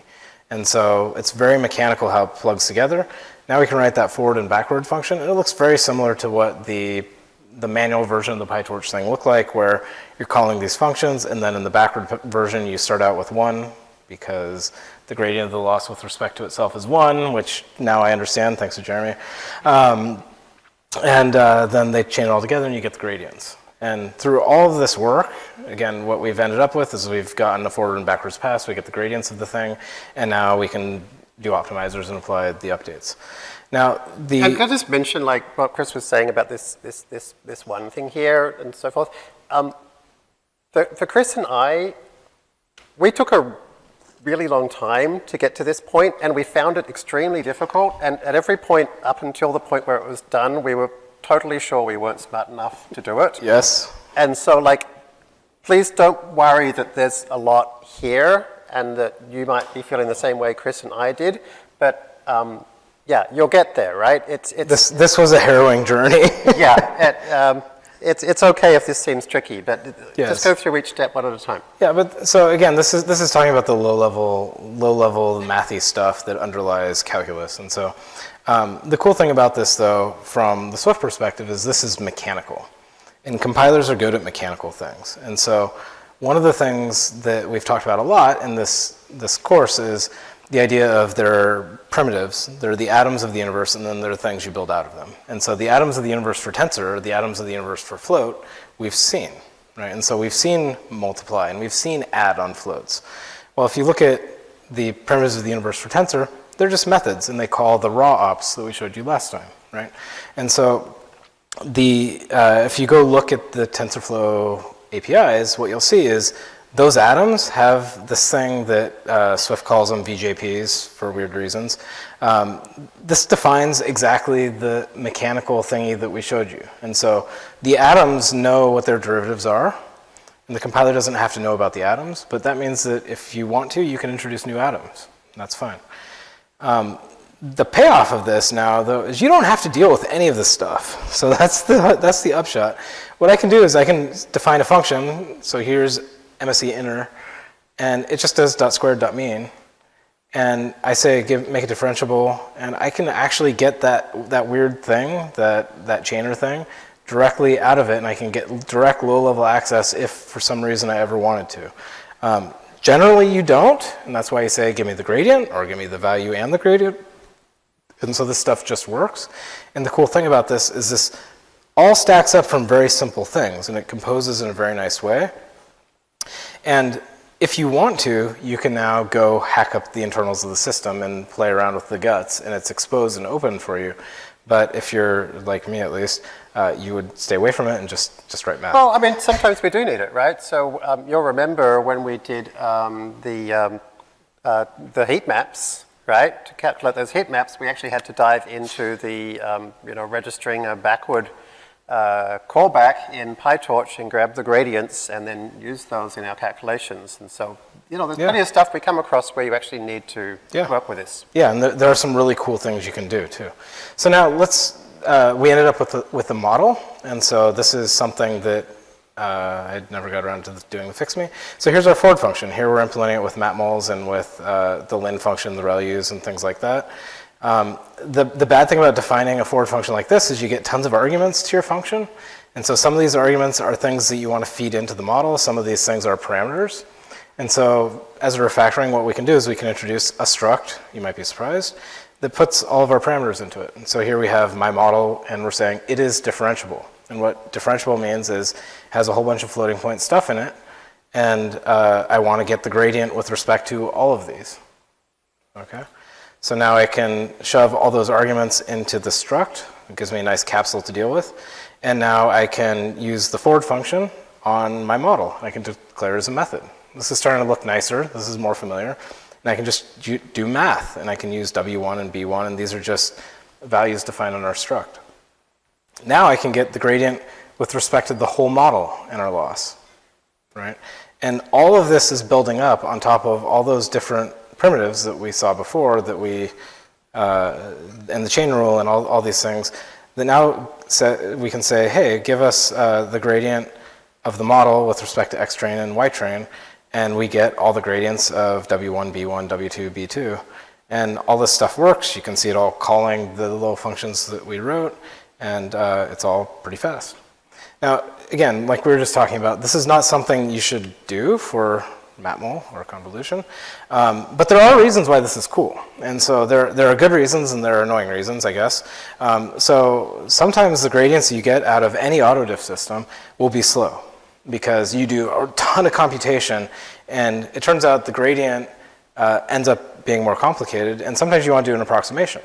And so it's actually really nice that you can say, hey, here's the forward version of this big complicated computation. I'm going to have an approximation that just runs faster. Sometimes you'll get numerical instabilities in your gradients. And so you can define, again, a different implementation of the backwards pass, which can be useful for exotic cases. There are some people on the far research side of things that want to use like learning and things like that to learn gradients, which is cool. And so having the system where everything is just simple and composes but is hackable is really nice. There are also always going to be limitations of the system. Now, one of the limitations that we currently have today, which will hopefully be fixed by the time the video comes out, is we don't support control flow and autodiff. And so if you do an if or a loop, like an RNN, autodiff will say, I don't support that yet. But that's okay, because you can do it yourself. So we'll go see an example of that in 11. There we go. And so what we have implemented here, and we'll talk about layers more in a second, is we have this thing called switchable layer. And what switchable layer is it's just a layer that allows us to have a Boolean toggle to turn it on and off. And the on and off needs an if, right? And so Swift autodiff doesn't currently support if, and so when we define the forward function, it's super easy. We just check to see if it's on, and if so, we run the forward. Otherwise, we don't. Because it doesn't support that control flow yet, we have to write the backwards pass manually.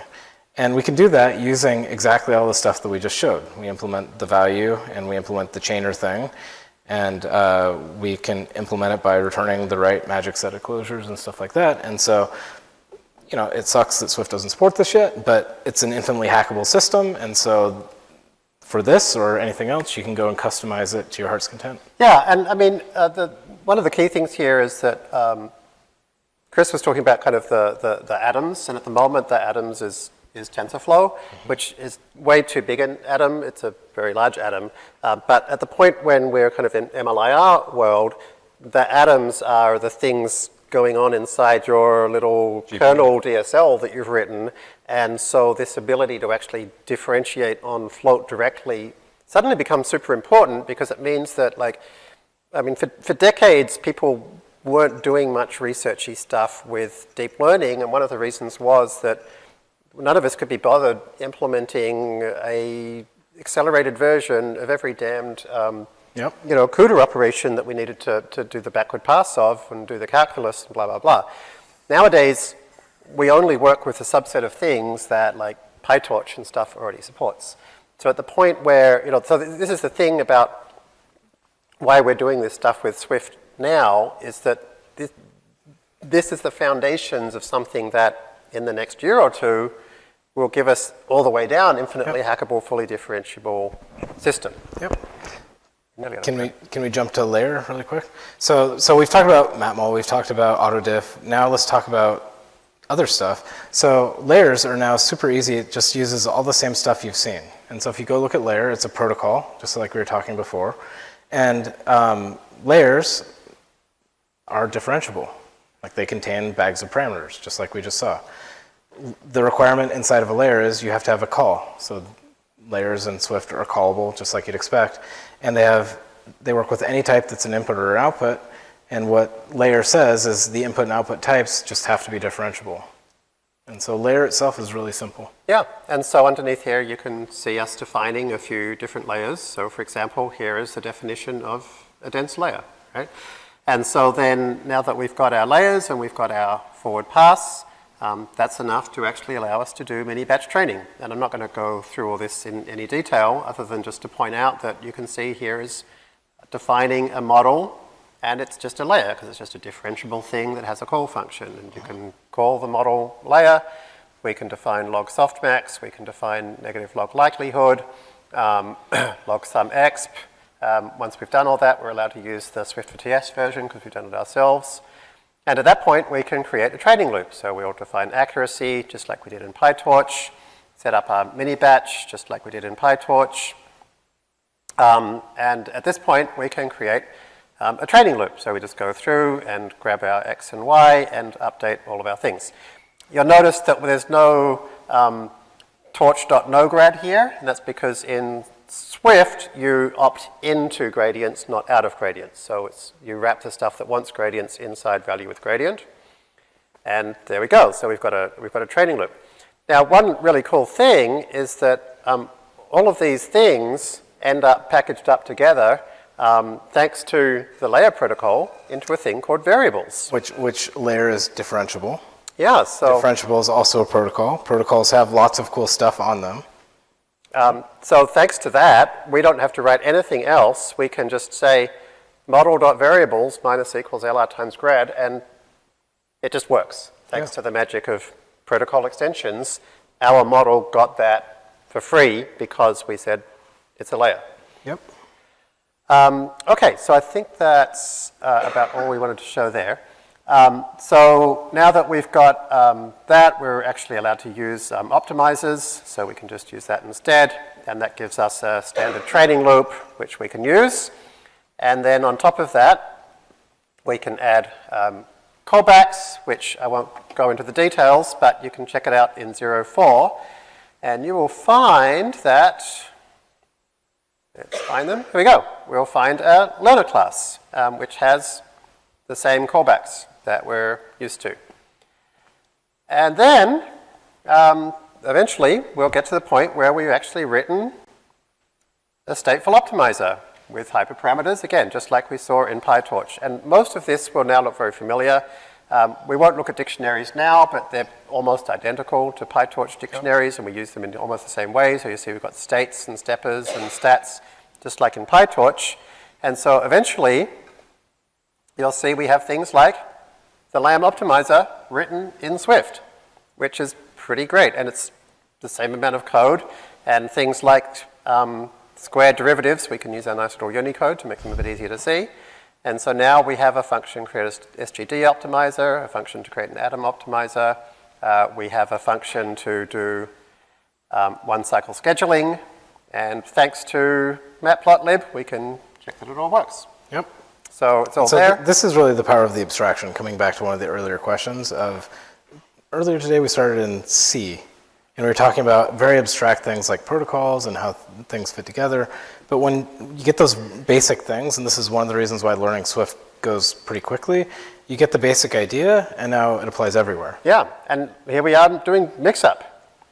And so now we're in 10, and here we are doing label smoothing. And you see, it's really very similar looking code to what we have in PyTorch. So then by the time we get to 11, other than this hacky workaround for the fact that we can't do control flow differentiation yet, coming very soon, our XResNet, as you've seen, looks very similar, and we can train it in the usual way, and there we go. So we've kind of started with nothing, and Chris spent a couple of decades for us, first of all building a compiler framework, and then a compiler, and then a C compiler, and then a C++ compiler, and then a new language, and then a compiler for the language. And then we came in and... let me correct you on one minor detail here. Some people helped you? Yeah, I did not build all this stuff. Like, amazing people that I got to work with built all of this stuff. So, cool. And likewise, like, all of these workbooks were built by amazing people that we were lucky enough to work with. Yeah, absolutely. So that's all happened. And yes. then let's look at, so like, it's kind of like, thanks to all that work, we then got to a point where 18 months ago, you and I met. You had just joined Google. We were at the TensorFlow Symposium, and I said, what are you doing here? I thought you're a compiler guy. And you said, oh, well, now I'm going to be a deep learning guy. Well, no, I said, well, deep learning sounds really cool. Yeah. And he hadn't told me it was uncool yet. Yeah. So then I complained about how terrible everything was. And Chris said, I'm going to create a new framework. And I was like, we need a lot more than a new framework. You know, I described the problems that we've talked about with like where Python's up to. Chris said, well, I might actually be creating a new language for deep learning, which I was very excited about because I'm totally not happy with the current languages we have for deep learning. So then 12 months ago, I guess we started asking this question of like, what if high-level API design actually influenced the creation of a differentiable programming language? What would that mean? And so to me, one of the dreams is when you connect the building of a thing with teaching of a thing with using a thing in reality. And one of the beautiful things about FastAI is pulling together both building the framework, teaching the framework, and doing research with the framework. Yeah. So, so next time we caught up, I said, maybe we should try writing FastAI in Swift. And you're like, we could do that, I guess. I was like, great. Well, so okay. I think the one thing before this, I'm like, hey, Jeremy, it's starting to work. Yeah. And he says, oh, cool, can we ship it yet? I'm like, it's starting to work. It needs a high-level API. Yes. So let's announce a course where we teach people to use this thing that doesn't exist yet. And I think I said naively, I like deadlines. Deadlines are a good thing. They force progress to happen. So then 1 month ago, we created a GitHub repo, and we put a notebook in it. Yeah. And we got at the last TensorFlow Dev Summit, we sat in a room with the Swift with TensorFlow team, and we wrote the first line of the first notebook. And you told your team, hey, we're going to write all of the Python notebooks from scratch in Swift. And they basically said, what? What have you got us into? And I think we've learned a lot. Yeah. So, I mean, to me, the question is still this, which is what if high-level API design was able to influence the creation of a differentiable programming language? And I guess we've started answering that question. Yeah. I don't think we're there yet. I mean, I think that what we've learned even over the last month is that there's still a really long way to go. And I think this is the kind of thing that really benefits from different kinds of people and perspectives and a different set of challenges. And just today and yesterday, working on data blocks, a breakthrough happened where there's an entirely new way to reimagine it as this functional composition that solves a lot of problems. And a lot of those kinds of breakthroughs, I think, are still just waiting to happen. I mean, it's been an interesting process for me, Chris, like, because we decided to go back and redo the Python library from scratch. And as we did it, we were thinking, like, what would this look like when we get to Swift? And so we, you know, even as we redid the Python library, we created the idea of stateful optimizers. Mm-hmm. We created the new callbacks version 2. So that was interesting. But there's also been interesting, I've seen as an outsider from a distance, that Swift syntax seems to be changing thanks to some of this. Yeah, absolutely. So there are new features in Swift, including callables. That's a thing that exists because of Swift for TensorFlow. The Python interoperability, believe it or not, we drove that because it's really important for what we're doing. There's a bunch of stuff like that that's already being driven by this project, and I think there's going to be more. And so, like, making it so float can default away to nothing, that's really important. We have to do that, and otherwise it wouldn't have been a priority.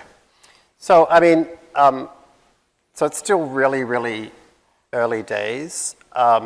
And I think the question in my mind is now, like, what will happen when data scientists in lots of different domains have access to an infinitely hackable, differentiable language, along with the world of all of the C libraries. Like what do we end up with? Because we're starting from very little in terms of ecosystem, right? But like there are things in Swift we haven't covered, for example, something called key paths, but there's this thing called key paths which might let us write like little query language DSLs in Swift with type safety. Yeah, give me all the parameters out of this thing and let me do something interesting to them. Yeah. It's really cool. And so, I guess at this point I'm kind of saying to people is like, pick some piece of this that might be interesting in your domain and Explore. over the next 12 to 24 months, explore with us so that, as Chris said, putting this aeroplane together whilst it's flying, by the time it's actually all the pieces are together, you'll have your domain-specific pieces together, and I think it'll be super exciting. And one of the things that's also really important about this project is it's not cast in concrete. So we can and we will change it to make it great. And to me, we're very much in the phase of let's focus on making the basic ingredients that everybody puts things together. Like, let's talk about the core of layer is. Let's talk about what data blocks should be. Let's talk about what all these basic things are. Let's not mess with float anymore. Let's go up a few levels. Float is done? Okay. Yeah, we can consider float done. But let's actually really focus on getting these right so that then we can build amazing things on top of them. And to me, the thing I'm looking forward to is just innovation. Right? So innovation happens when you make things that were previously hard accessible to more people, and that's what I would just love to see. So the thing I keep hearing is, how do I get involved? So like, I think there's many places you can get involved, but like, to me, the best way to get involved is by trying to start using little bits of this in work that you're doing, or utilities you're building, or hobbies you have. Try.